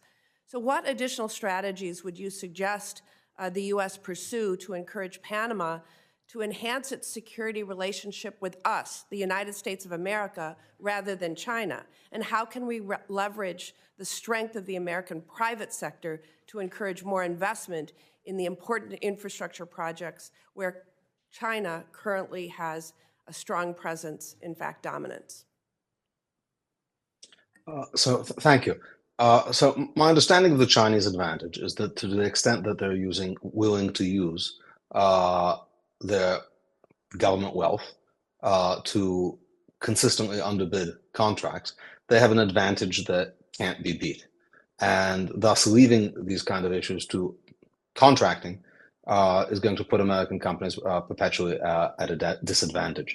I think one potential action would be to make clear to Panama that based on these changes that have occurred over the years, increasing Chinese control over Hong Kong, the passage of the National Security Law, the Belt and Road Initiative, the military-civilian integration doctrine of China, that contracts with Chinese-based companies are considered suspect and incompatible with the neutrality regime of the treaty, that would at least give American companies and other truly private companies a fighting chance.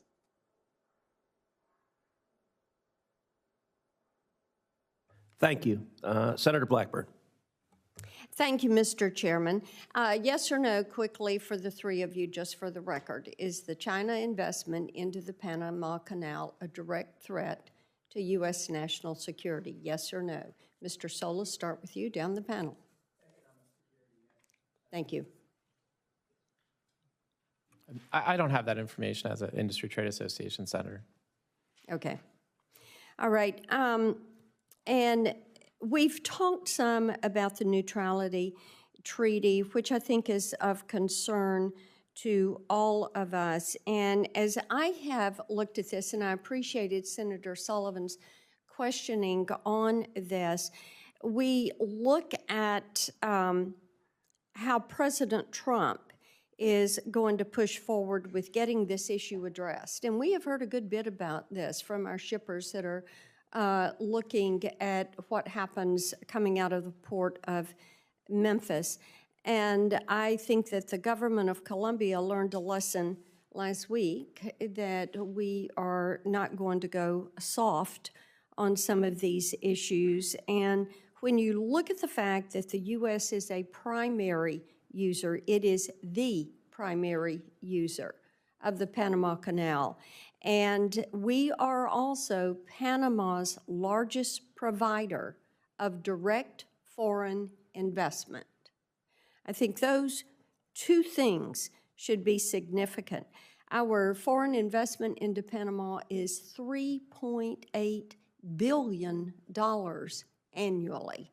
This is why people are looking at this issue. So, Professor, let me come to you on this, and we thank you for joining us remotely. Shouldn't our investment in Panama be contingent on their adherence to that neutrality committee, ensuring that Panama and Panama alone would control that canal? So certainly that is an action we can take to enforce the treaty and to enforce our understanding of the treaty. That's an action we can take even without the treaty. Right. So to the extent that the United States considers the Chinese operation of facilities around the canal to be against its interests, it can certainly condition aid and economic relationships on the exclusion of China. Now, the United States has typically not worked that way. And that may be one of the reasons why, as we heard in the testimony, China has basically made inroads everywhere. But for that, we don't even need the treaty. Certainly, if we consider the treaty to be violated, measures like that, far short of the armed force authorized by the treaty, would be reasonable and Professor, productive let me places to start. interrupt you there because I do want to move on. I think that as you look at how China has used the Belt and Road Initiative, and we've talked some about that this morning, we know that they have pushed the digital yuan. And I am concerned that given their control over much of that infrastructure around the canal, that they would attempt to force U.S. shippers or our allies to bypass the dollar and use the digital yuan as they are in other countries where they're practicing debt diplomacy and where they're expanding the Belt and Road Initiative. So, Chairman Sola, could you speak for a moment about the potential for fee manipulation with the CCP? Because, as I mentioned, we are hearing a good bit about that. We are hearing that the toll structure disadvantages U.S. companies, that the Canal Authority has begun charging millions of dollars to skip the queue, and these fees put many bulk shippers in an adverse position, and these bulk shippers have a huge impact on ports along the lower Mississippi River. And, you know, these exorbitant fees are there unless you're going to face delays at the canal. And then the impact of hearing these Chinese companies would preference the yuan as opposed to the dollar. Thank you, Senator. The fees that I think we are looking at, or we have been looked at, and the reason that we went there was because of the auctioning of the slots. And so what Panama did is they had a smaller percentage, maybe 20% allocation, and then they moved it up to 30% and 40% because it became a moneymaker for them. So as they reduced... Okay, and let me interject here. The auctioning of the slots gives these the right to skip the queue. Yes, ma'am. Okay, so just for the record there, continue. So the auctioning of the slot, under maritime law, it's first come, first served, but Panama's always put a certain percentage aside. And they started to put more and more. So we got a lot of complaints. We got a lot of complaints from LNG carriers that paid $4 million to go through. And we got a lot of complaints from agriculture that didn't have the money to pay to go through because their goods were gonna go down. So if you look at the financial statements, I'm a nerd, I look at financial statements of everybody. But the canal increased the amount of revenue that they had from about $500 million to $1.8 billion in the last 3 years, just because of those fees. So this is what is very concerned to us and for the American shippers. And have you seen a tendency to preference the digital yuan over the dollar? I've heard of the digital yuan, and I've also heard of it used in international shipping as a currency. It is something that I would say that we have an eye on because we have a digital shipping exchange rule coming up, but we will keep monitoring it. Okay, thank you, Mr. Chairman. Thank you. Senator Klobuchar.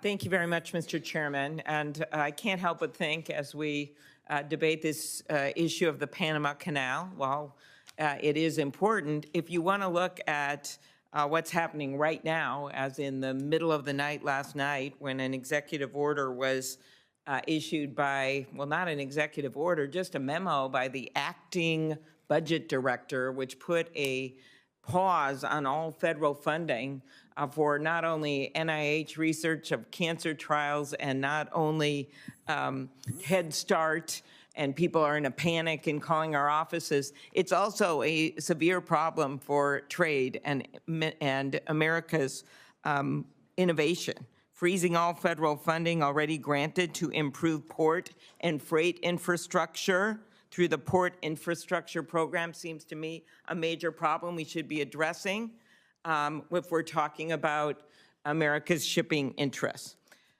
But I will go to the topic at hand. The Panama Canal is a critical trade corridor that allows for American farmers, other businesses to reach international customers. I care a lot about this shipping issue. As many of you know, Senator Thune and I joined forces 2 years ago to pass a very important bill that took on the international shippers in terms of giving more power to the Maritime Commission in taking on the rates they were charging businesses and farmers and manufacturers in America. And it actually immediately had an impact because they knew what was coming their way and continues to. I'll get to that in a minute.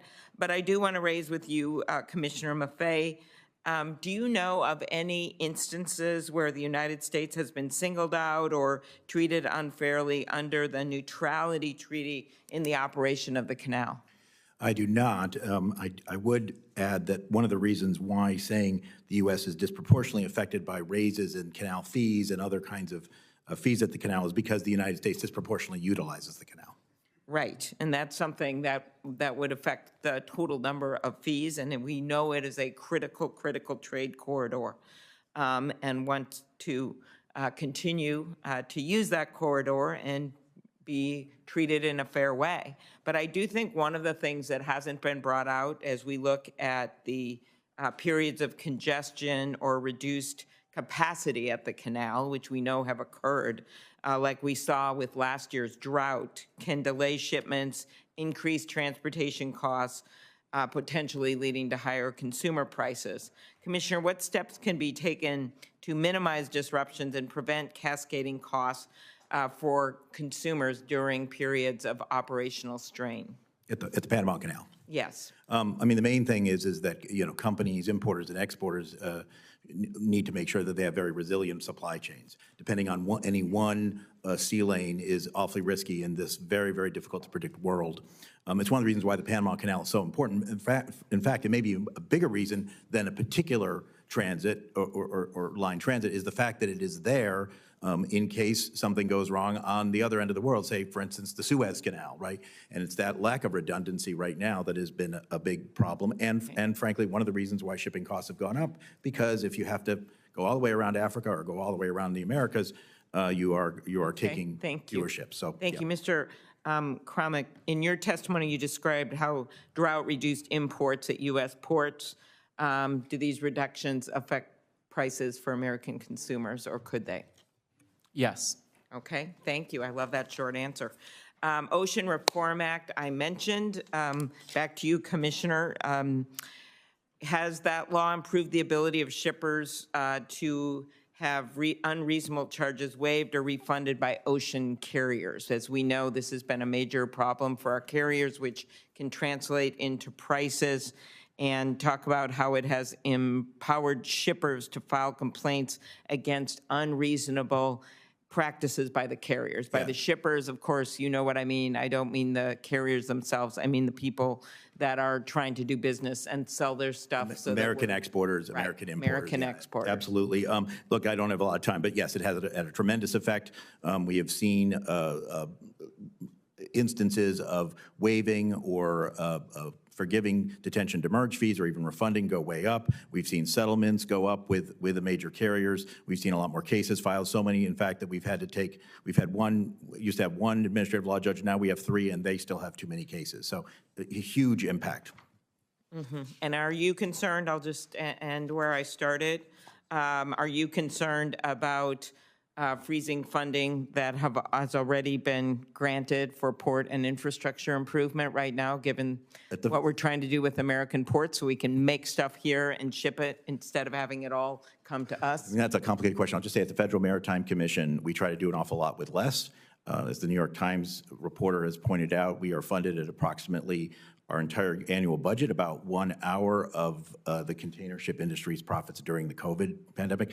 Because of that legislation and subsequent appropriations, that's more like, 68 minutes now. It's still a fraction of it. I don't know where, and I don't believe the chairman knows. Well, of course, we only found this out 12 hours ago at midnight from an unknown bureaucrat. So our hope is that we will be able to give you those numbers to show what will happen to infrastructure if we simply freeze funding for all of these things across America. Thank you. Thank you. Senator Budd. Thank you, Mr. Chairman. Again, thank the panel for being here. It's good to see you all. Mr. Sola, the November 2024 report from the U.S.-China Economic and Security Review Commission, it details China's efforts to deepen ties with countries across Latin America and the Caribbean. So, Mr. Chairman, I'd like to ask unanimous consent to enter that report into the record. Mr. Chairman, if that's okay? Without objection. Okay. All right. Thank you. All right. I think it's important to view the Chinese Communist Party's CCP activities in the Panama Canal Zone in the context of CCP's broader efforts to further access Latin America's markets and obstruct American interest in our own backyard. Mr. Sola, would you agree with that? That you see the CCP activity and hopefully to interrupt America's interest in the region? Definitely an economic interest, Senator. I was able to travel there a few years ago to see this firsthand and see the CCP's encroachment. So in your experience, are there noticeable differences in port operations when they're controlled by Chinese companies and financed or backed by Chinese loans? And if so, would you explain that? We have a wonderful example because we have a U.S. Port there, SSA, out of Washington State, that I actually worked on the development of that many years ago and helped develop that. That used to be a former United States Navy submarine base, and we converted that. As far as the two ports that we have, they're completely different. We have one as a major infrastructure footprint and also a container port that's moving 4 million containers a year. That is almost, I mean, that's really phenomenal amount. That's more than Miami, Fort Lauderdale, and You probably got to get Tampa and a little bit of Jacksonville in there to get that type of volume. And on the other side, we have a very small port, but it's a very strategic port on the Atlantic. So how are the operations done? Yeah, I don't know how they don't make money. I mean, if you want to come you know, right down to it, is if they've been operating the port for 20 years and they say that they haven't made any money, so they haven't been able to pay the government. That's what concerns me, is I don't believe that we're on a level playing field with the American ports. Appreciate that. Mr. Kramick, what would be the consequences for U.S. trade and for the U.S. economy if access to the canal was suddenly revoked or significantly decreased for U.S. shippers? It would be pretty catastrophic, Senator. And we have a good example. I mean, we've experienced that with the denial of the Red Sea right now. Being able to use that, and as Chairman Maffei said, having to go around the continent of Africa, 40% longer voyages, significant more costs and crew, maintenance, fuel, and even emissions. Do you have a ballpark of the difference if they're able to transit the canal versus go around South America?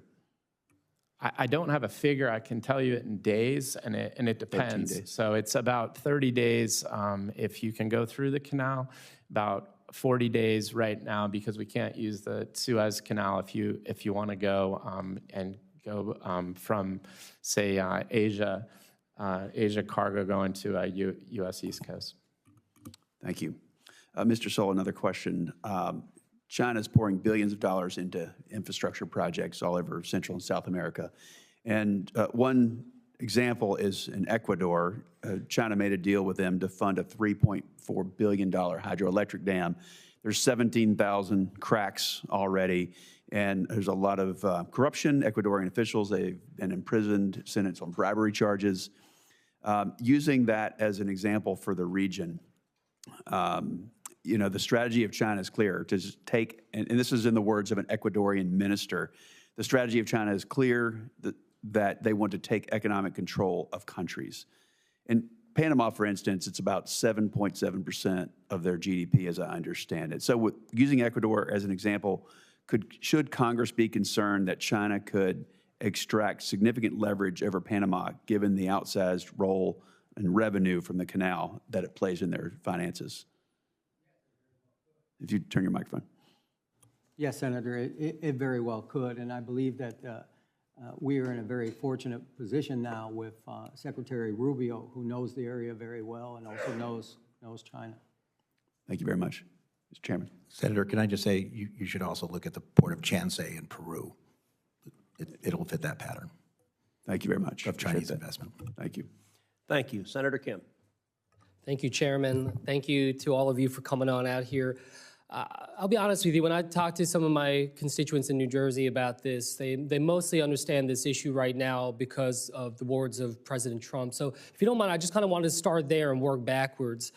So Chairman Sola, you know, President Trump said, quote, China is operating the Panama Canal. We didn't give it to China, we gave it to Panama, and we're taking it back. I guess I just wanted your assessment there. Is China operating the Panama Canal? Chairman, Senator Kim, I never discredit anything that President Trump says. Well, who, I guess I would ask you. He has a different briefing book than I do. Mm-hmm. What I can say is that the Panama Canal is operated, as far as I know, by the ACP, the Panama Canal Authority, mm-hmm. and they're very efficient at operating the canal on the throughput that they're able to do. So you're saying, from your knowledge, you don't know of reasoning to believe that China is operating the Panama Canal, from the knowledge that you have? From the knowledge that I have on whether the,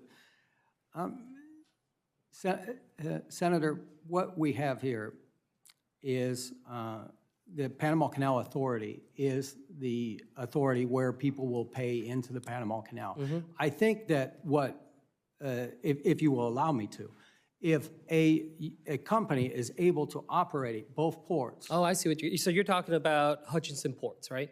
Yes. So we're talking about what, Balboa and Cristobal ports, right? Right, and they're subsidized. They're subsidized. They're subsidized. I guess my question to you is, does Hutchinson Port actually control the locks of the canal? No. Does it control directly the entrance to the canal? Both ports are in operational control of the canal. in order for those ports to operate, the canal has to give them a special permit. And the reason is because when they're bringing a ship in or bringing a ship out, they block the traffic of the canal every single time. I see. So they have to have pilots, two pilots that But go in there. is Balboa or Cristobal ports under the jurisdiction of the Panama Canal Authority? They've been given by the Panama government the concessions. However, they're in the operational range of the Panama Canal. Does that make them? Does that make those two ports under the jurisdiction of the treaty? Let me say this, because I was in Panama when the Panama Canal was turned over.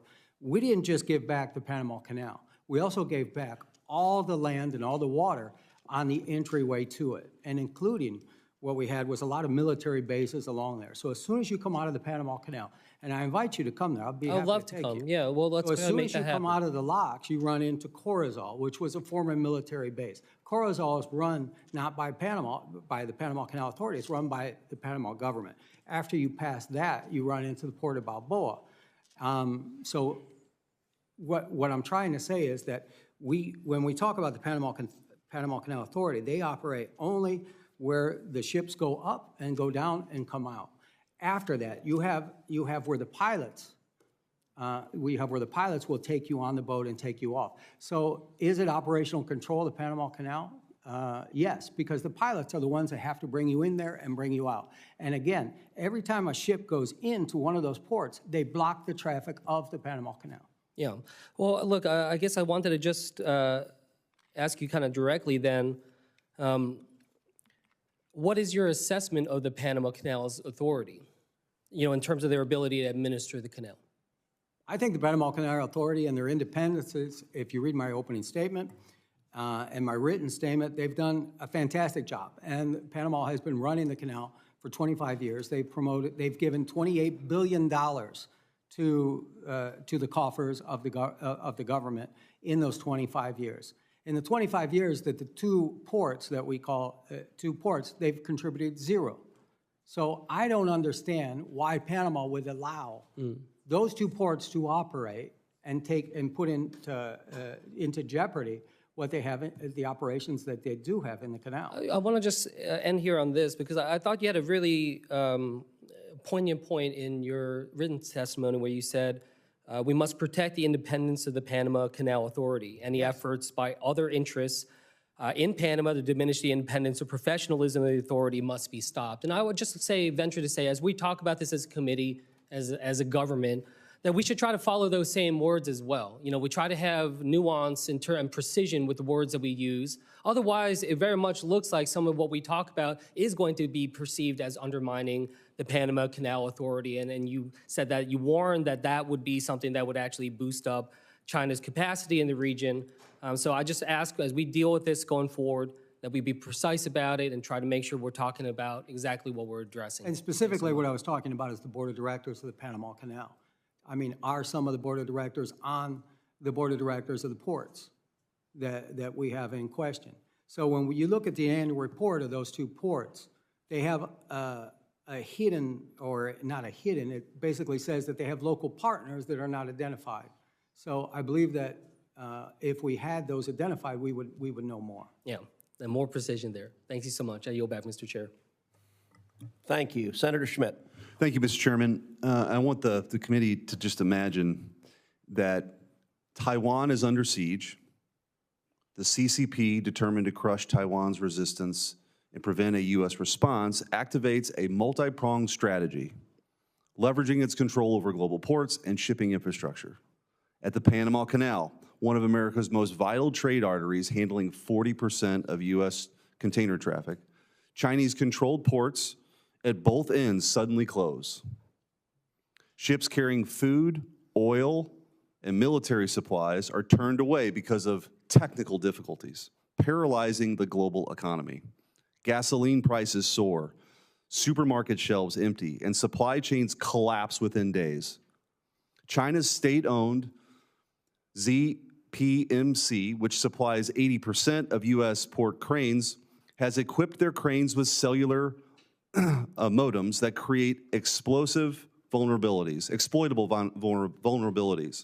These cranes at U.S. ports mysteriously malfunction, halting critical operations. Factories close, millions lose their jobs, and the economy grinds to a halt. While this scenario may seem hypothetical, it is entirely plausible. Therefore, the canal must remain neutral, and the U.S. must ensure the CCP does not encroach on our vital economic and national security interests. In 2017, Senators Markey, Schatz, and Rubio urged President Trump to address China's aggressive maritime actions. Their warnings apply today as China's growing control over critical infrastructure, ports, and strategic waterways like the Panama Canal pose an unacceptable threat. America is sleepwalking into a carefully laid Chinese trap. And fortunately, people like President Trump aren't falling for it. I'm glad he's raised this issue. This dangerous complacency must end. That's why last week I introduced a Senate resolution to safeguard the Panama Canal from Chinese influence. It calls on Panama to expel Chinese entities in foreign control and honor its neutrality under the 1977 transfer agreement. The cost of inaction is too great. And I'll offer this up for anyone, but I think the biggest concern here is this Belt and Road Initiative. We've talked about it creating a debt trap, which is true. And building a bridge in Bangladesh is very different than this. I mean, there are reports of, the CCP building airports, and then when people are critical of the CCP, all of a sudden flights are canceled. Controlling a grid, they can turn it off and they can turn it off. And there's just no way on God's green earth that China can control the Panama Canal. And so however you want to define it, and I hope my Democrat colleagues, this is an issue that affects America that should not be partisan, and I hope they're not blinded by the fact that President Trump has come out so boldly on this. But we shouldn't tolerate this. The witnesses have stated they have operational control. We can get into the semantics of the Port Authority versus the control, but operational control of the Panama Canal is real by the CCP. The witnesses have also stated that a Chinese company got a sweetheart deal, a no-bid contract for operational control ultimately of these ports. So I guess I want to ask, because I've talked too long, I don't have much time for questions, but Professor Kantorovich, I do want to ask you, yes, as it relates to the treaty, and I'm glad Senator Cruz, or Chairman Cruz, has called this up, because there are real concerns about treaty violations here. What are the most blatant? What are the most obvious? Is it the unfair, is it the fact that we're being charged more?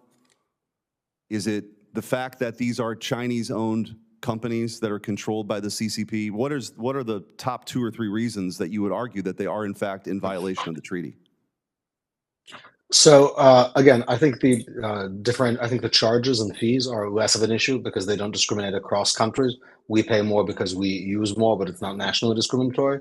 The presence of Chinese companies, especially Chinese state companies, but not limited to them, do raise serious issues and concerns for the neutrality of the treaty. And I should point out, in relation to some of the earlier questioning, the canal, for purposes of the neutrality treaty, is not limited just to the actual locks of the canal and the transit of ships through the canal. According to Annex 1, Paragraph 1 of the treaty, it includes also the entrances of the canal and the territorial sea of Panama adjacent to it. So all of the activities we're talking about are within the neutrality regime, the geographic scope of the neutrality regime in the treaty.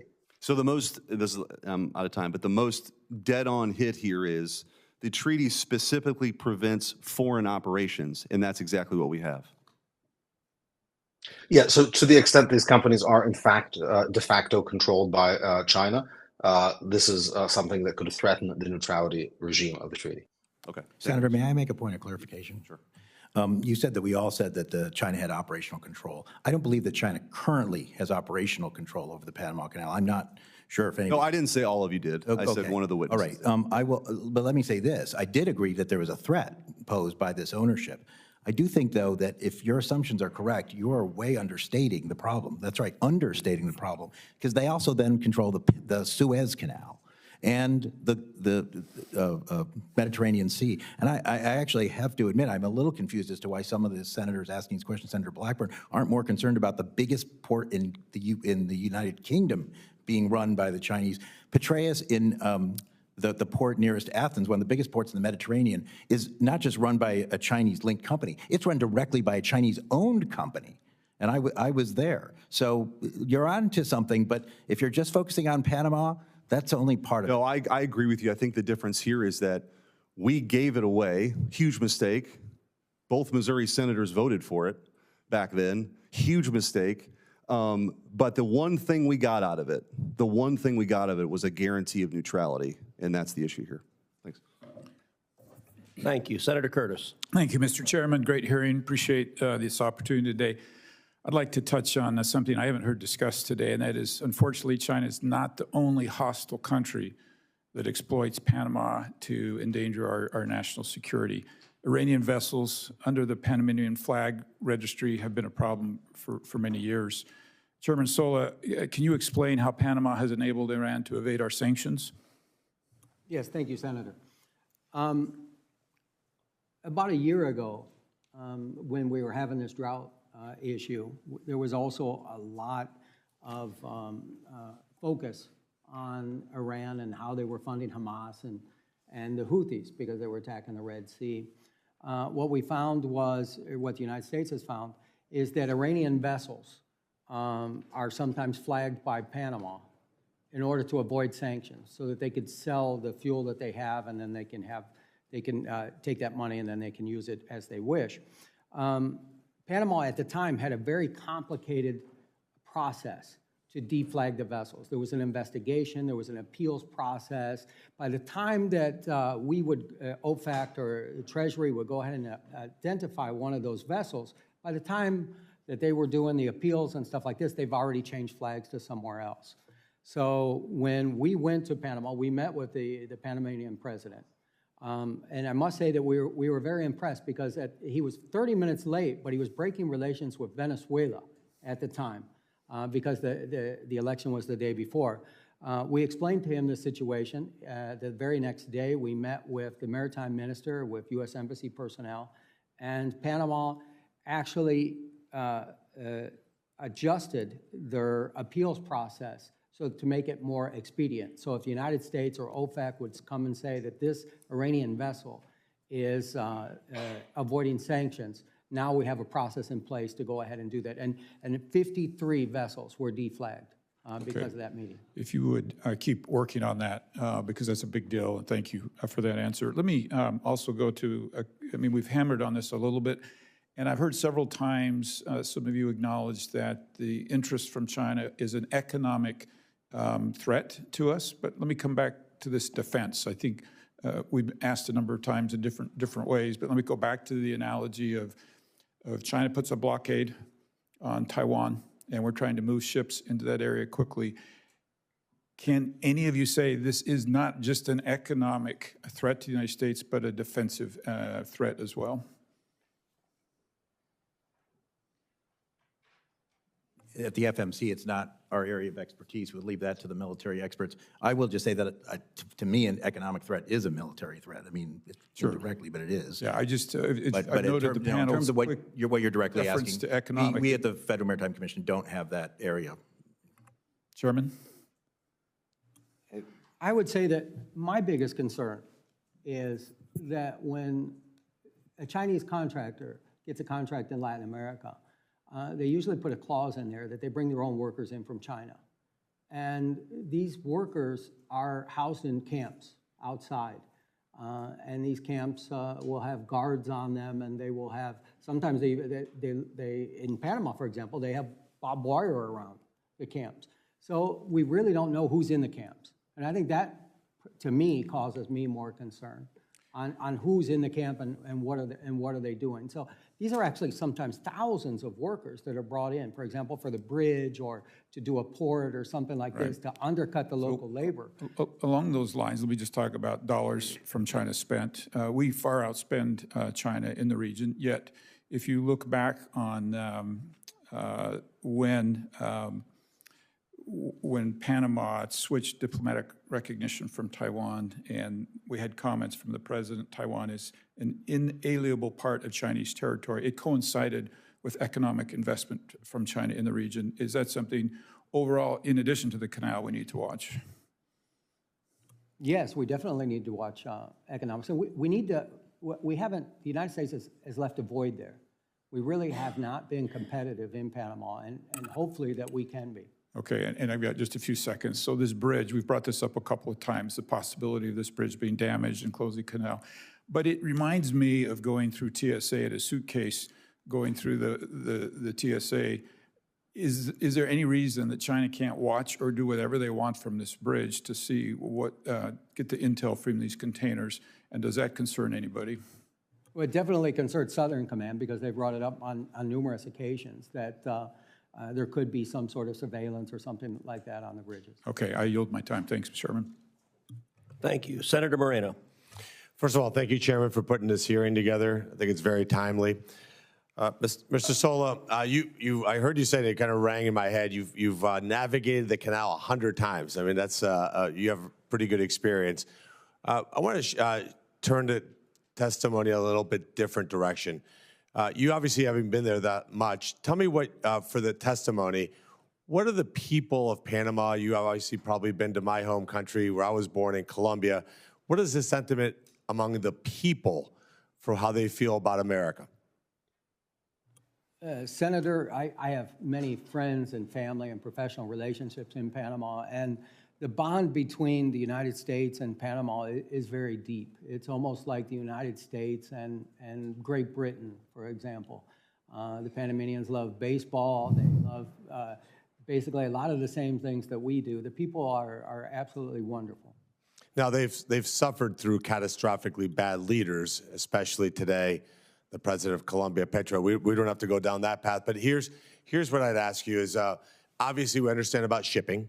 We understand the issues of trade, and that's been well documented. I think that the treaty's clearly in violation. There's no question about that. In fact, Mr. Chairman, I'd like to see us speedily get to a point where we get a resolution allowing the president to renegotiate that or cancel that treaty. But here's my question to you. The Darien Gap is a stone's throw away here to Annapolis, maybe not even a little bit further than that. It used to be this insurmountable piece of geography that separated Colombia from Panama, but it's now used as a massive human and drug trafficking operation. The presence of multinational gangs, multinational criminal organizations in that area, primarily, I will suggest, funded by the Chinese. You don't have to comment on that. But what is the impact of these transnational gangs, this increase in human and drug trafficking doing to maritime activity along the canal? Senator, the Darien Gap is one of the most dangerous treks that I think anybody can do, and thank God for the new policy that we have on migrants and people coming into the country, because countless people have been harmed, died, or even, very bad things happen to them through there. On transnational gangs, I mean, anytime that there's money in a black market, they're going to go ahead and they're going to fill that void. So hopefully, as I understand, the Darien Gap is not being utilized very much right now because people are coming to the United States and now cannot come in. Right, but the point is, like, what is the impact on maritime activity there? In other words, security, Mr. Kramick, has got to be an issue for your members. And having that increased presence of transnational gang activity, drug trafficking, you're talking about billions and billions of dollars. Cocaine production in Colombia is at an all-time high. What impact does that have on your members? Senator, it's something we work hard on every day. The World Shipping Council is partnered with the World Customs Organization and 58 customs agencies throughout the world. We ran actual operations to give data that we have on our supply chain and where there's anomalies to those customs officials and law enforcement authorities to action it.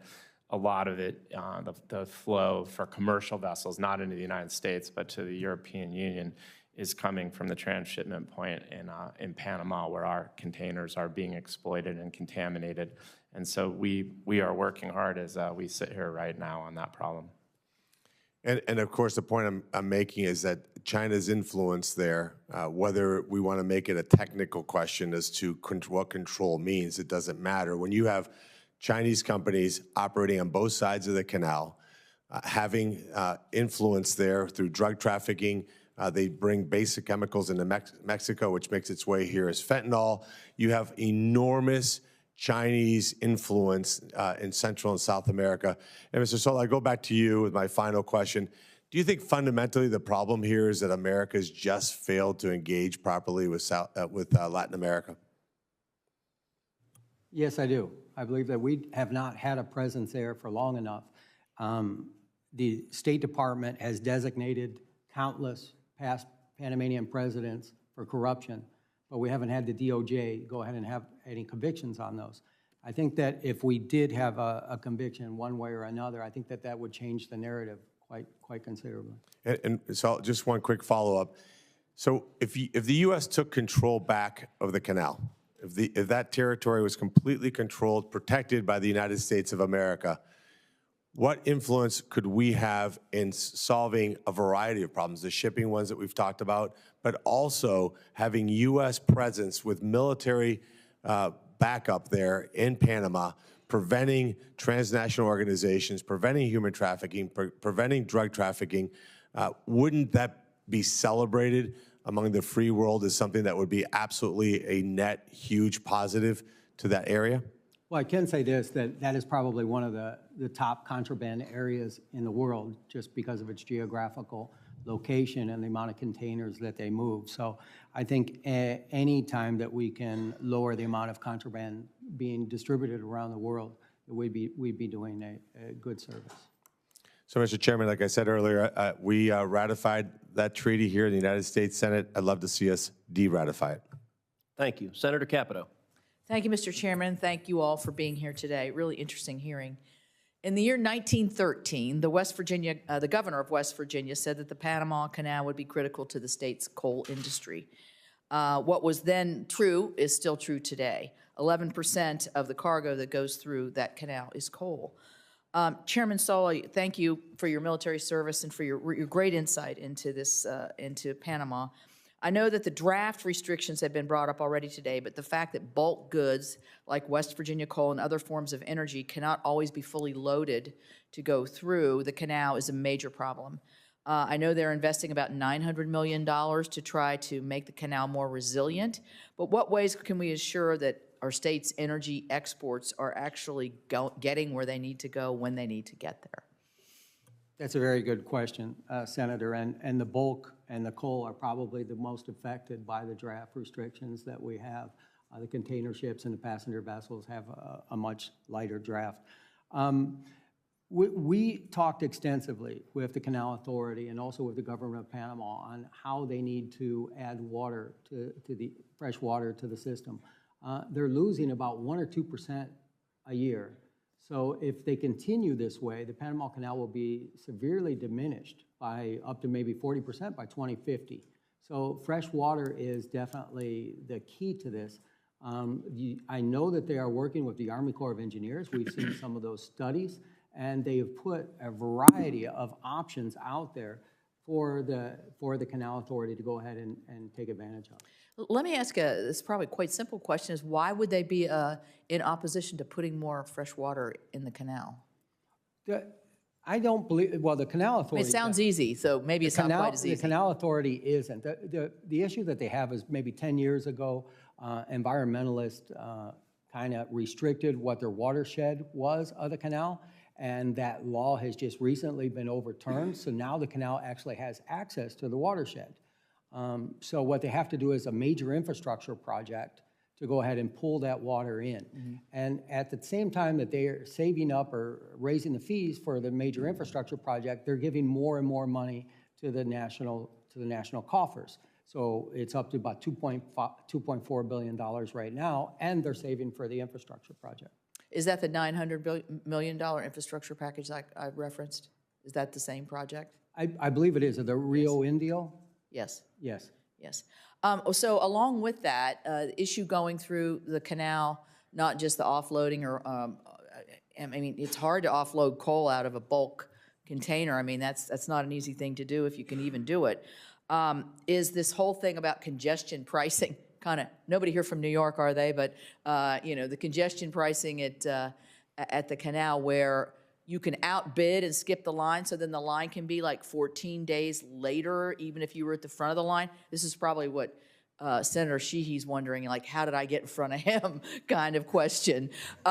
So how is that working, and is that fair, and who makes the judgment? That to me, you were talking about corruption, that to me sounds like you could really be padding somebody's pockets here to be able to jump the line and have a significant effect. Yeah, Senator, it is a auction system. It is being utilized more and more, and it is what I was most concerned about and continue to be most concerned about. Not necessarily right now because the unusual draft restrictions are not going on, but if there is another water shortage, the regular toll revenue has increased in terms of the canal, but what was really increased is the special revenue that they get from various fees and from this this auction thing.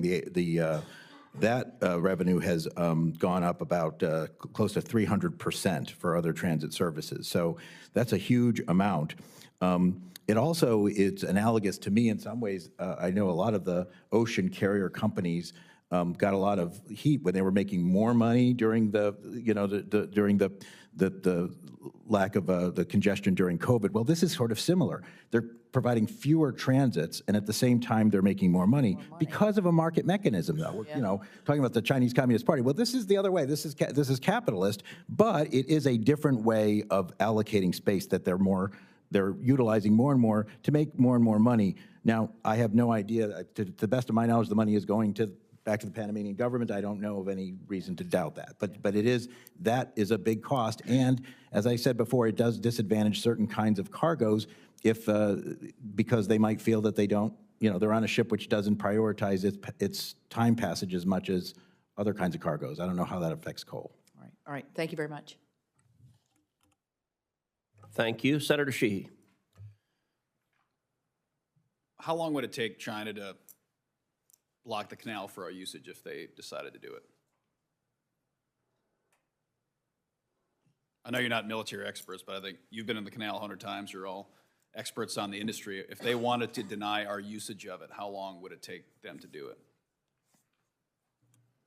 it? Senator, I can say that prior to the year 2000, the canal had a quick reaction force that kind of took all possibilities into consideration, either a ship be installed in the canal or to be able to move one out. I don't know what those capabilities or what the planning for that would be. So effectively, we don't have a ready response. But if China, I'm sure Southern Command does. I don't like the mindset that's kind of pervaded that there's this far off hypothesis that. But Senator, you're not talking to military experts. We're here because it's commercial reasons. But this isn't a military question. I mean, if he's driven the canal 100 times and you are a maritime expert, a couple of years ago, as you remember, I think it was the Ever Given jackknifed in the Suez Canal. That's not a military operation. That's a ship that turns sideways. So if China chose to, how fast could they close the canal to our usage? Well, they could probably do a similar thing, but it would more be an act of terrorism than it would be because they have facilities there. Most of this discussion has involved the economic threats that China is bringing up because of the Belt and Road Initiative and having these investments in other countries. But yeah, I mean, it's not hard to close off a waterway. Panama Canal is actually quite vulnerable in terms of infrastructure. It's not, this is not a fort or militarily reinforced location. Now you're getting to the end of my knowledge of that. But no, it would not take long, but I don't know what it has to do with, it's not accelerated because they have people at either port, unless you believe that they're, in theory, it's easier to infiltrate those ports with Chinese spies than it is other kinds of things. But that's totally out of my purview. That's more scientific. Well, I don't think it is out of your purview. I think the reality is the canal is an economic engine. It is also a national security engine. And I appreciate, I'm not trying to be combative or setting traps. I'm just trying to ask a common sense question, which is, we can dance around, I'm not an expert in this, I'm an expert in that, but The canal is vulnerable, as we've stated. I guess, Senator, I'm just sort of saying, why would they bother with a military-like operation when they can get what they want with non-military means? If they can have influence in other ways. That's the point of the question. Okay. Is we segregate ourselves artificially in a way that they do not. We segregate ourselves. Well, let's talk about military. Let's talk about intelligence. Let's talk about economics. China doesn't work that way. It's a whole of government approach. They don't draw a delineation between an economics discussion and a military one. And their attack may not look like Pearl Harbor. It may look like an everyday ship that decides, it pulls into the locks and blows itself up, and now the locks are non-functional for our usage, and we can't support an interocean fleet transfer.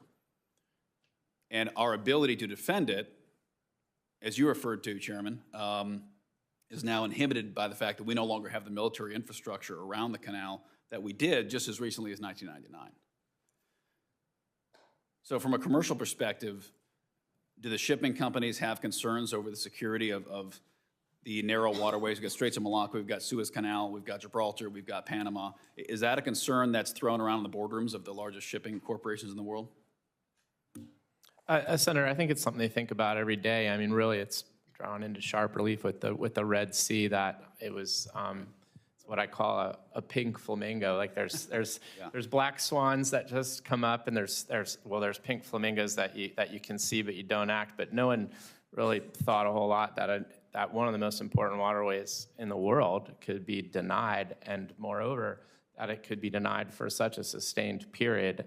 The good news is that and denied, I might add, by a disaffected non-state actor of Bedouins running around with rocket launchers, who also managed to beat us in a 20-year war in Afghanistan. But my point to saying all this is we're just debating operational control of the canal.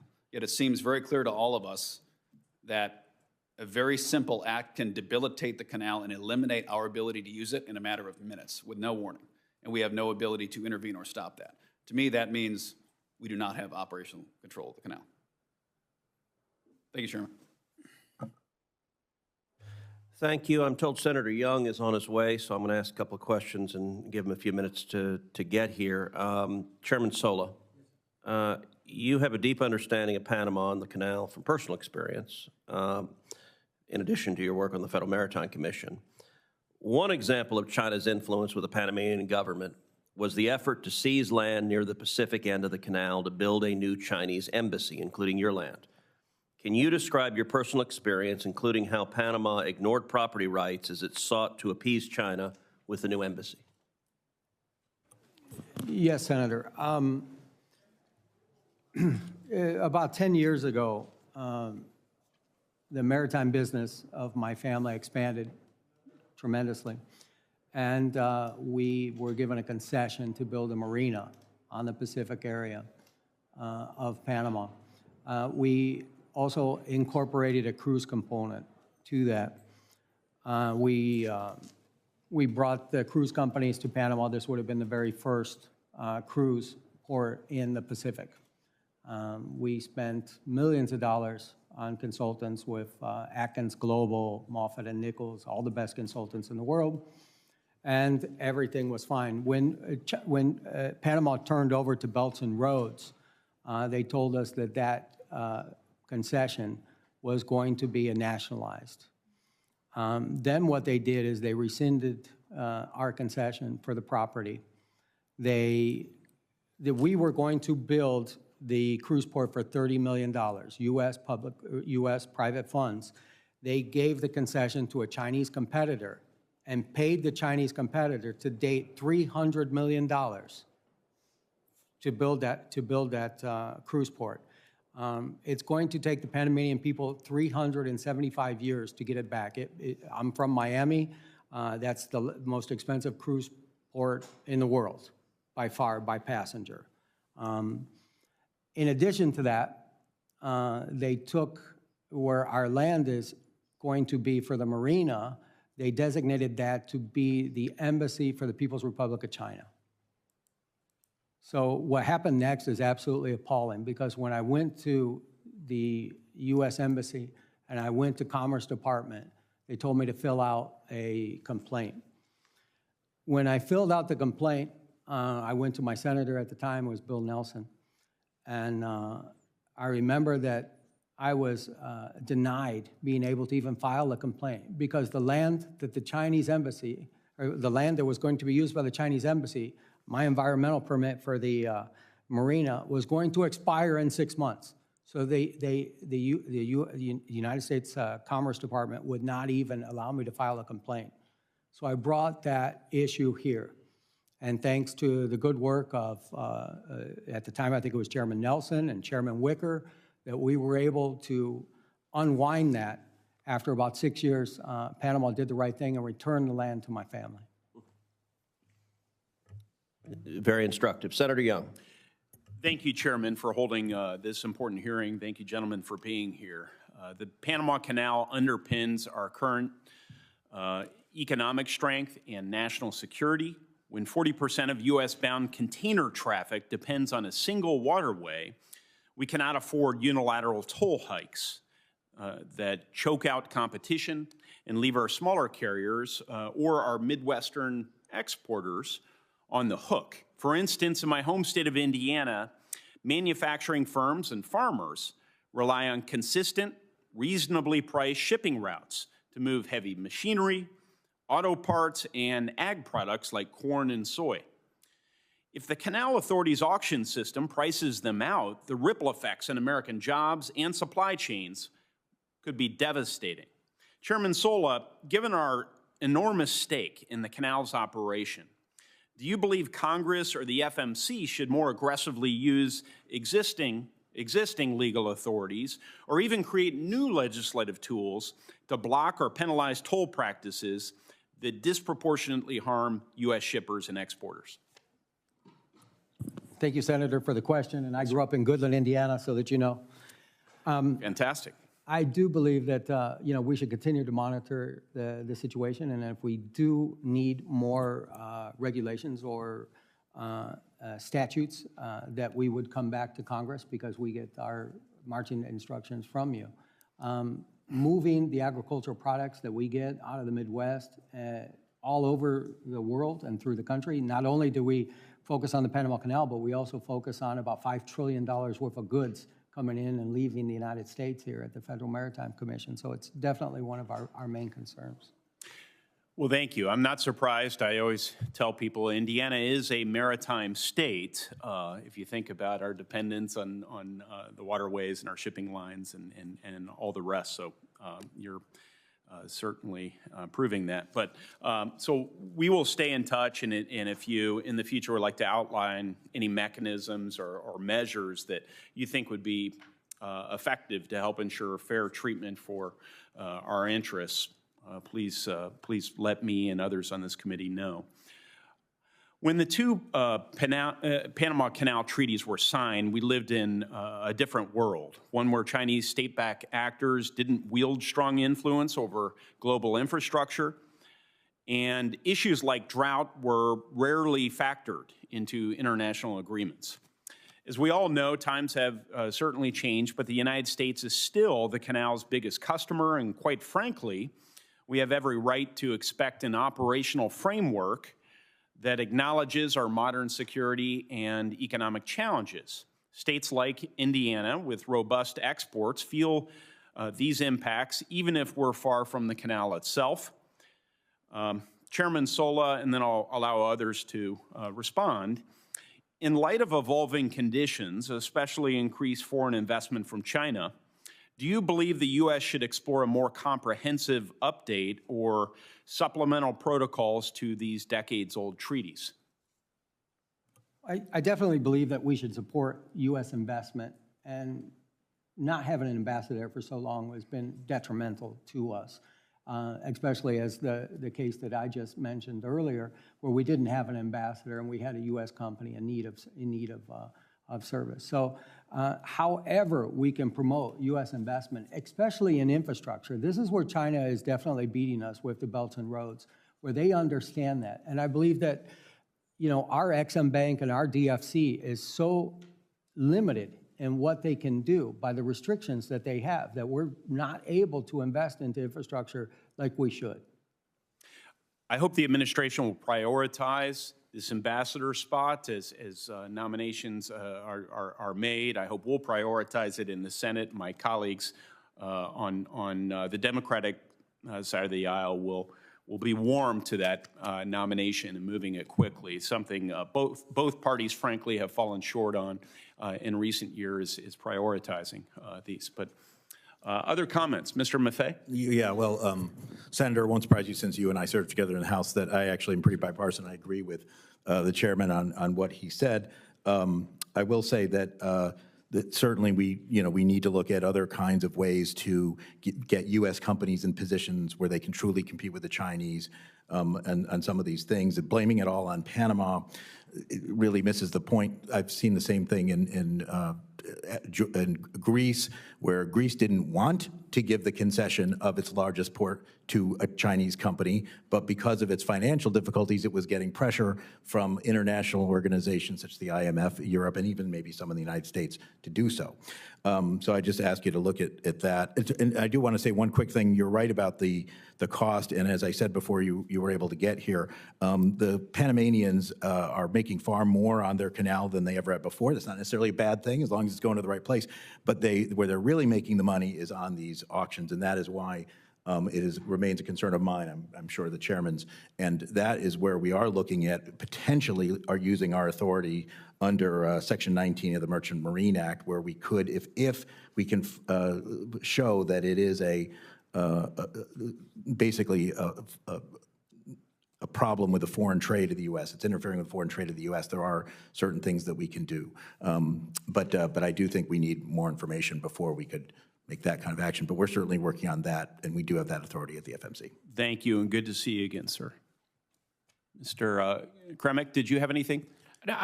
We had discussed, Senator Young, some of the infrastructure projects to make the canal more sustainable and viable, and how the United States, the U.S. Army Corps of Engineers, has already done some feasibility reviews of those projects. So that would certainly be something to take a look at to make the canal, viable with an additional supplies of fresh water. Thank you, Chairman. Senator, if I may.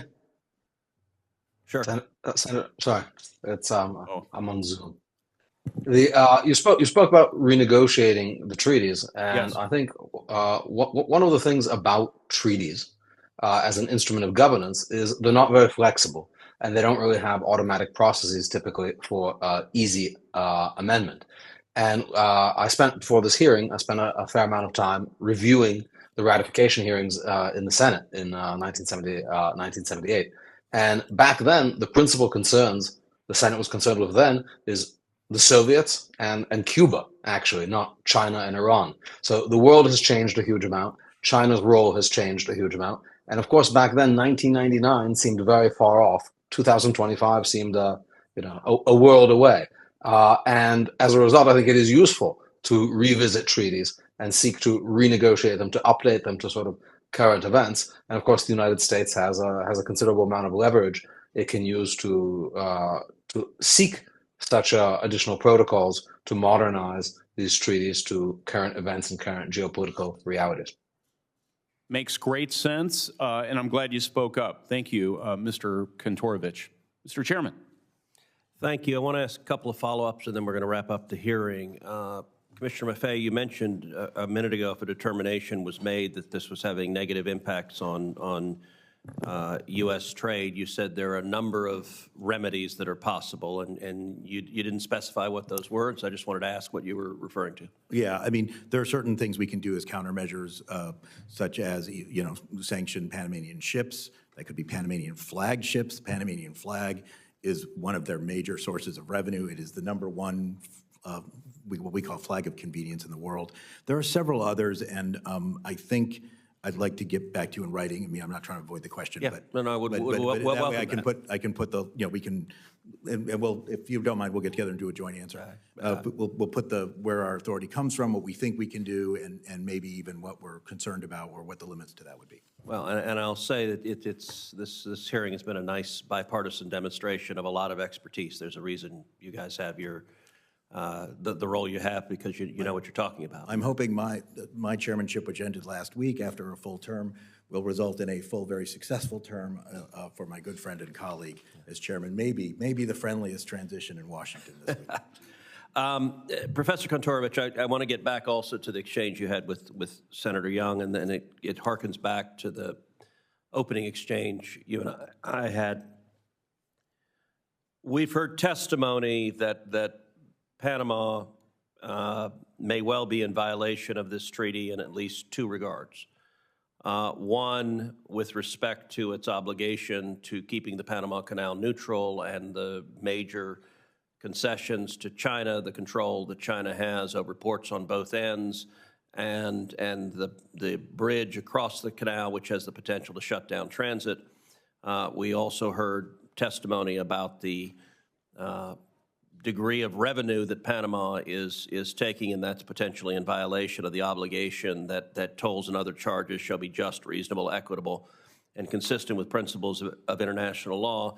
I want to ask you, Professor, assume that the United States makes the determination that Panama is in violation of this treaty. I asked about what the remedies were, and you mentioned at the time military force. So military force is always one potential remedy.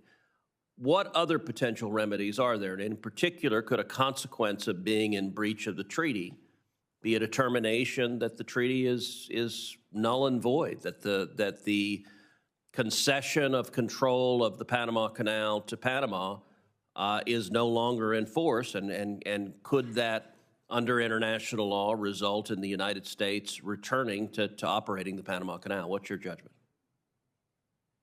Yeah, I think treaties like this demonstrate that countries really need to think long and hard before they give away strategic assets, because the United States is free to cancel this treaty or at any time, withdraw from the treaty, as it were. But given that the United States has transferred control and sovereignty of the canal zone to Panama, the cancellation of the treaty would not necessarily reverse that concession. Concessions that have to do with sovereign control are not particularly reversible. For example, Israel made a deal with Lebanon to give maritime territory to Lebanon in exchange for peace just 2 years ago, did not get peace. It's not clear that it can simply cancel and get that territory back. Now, it is the case that America can take all sorts of measures to insist on neutrality. And if neutrality means putting American firms in operation, or otherwise taking other steps, that is something that can be done. But a kind of territorial control is not a clear remedy unless it is something that just accompanies the steps needed to restore the regime of neutrality. All right, well, I want to thank all the witnesses for their important testimony here today. Senators will have until the close of business on Tuesday, February 4th to submit questions for the record. The witnesses will have until the end of the day on Tuesday, February 18th to respond to those questions. And this concludes today's hearing. The committee stands adjourned.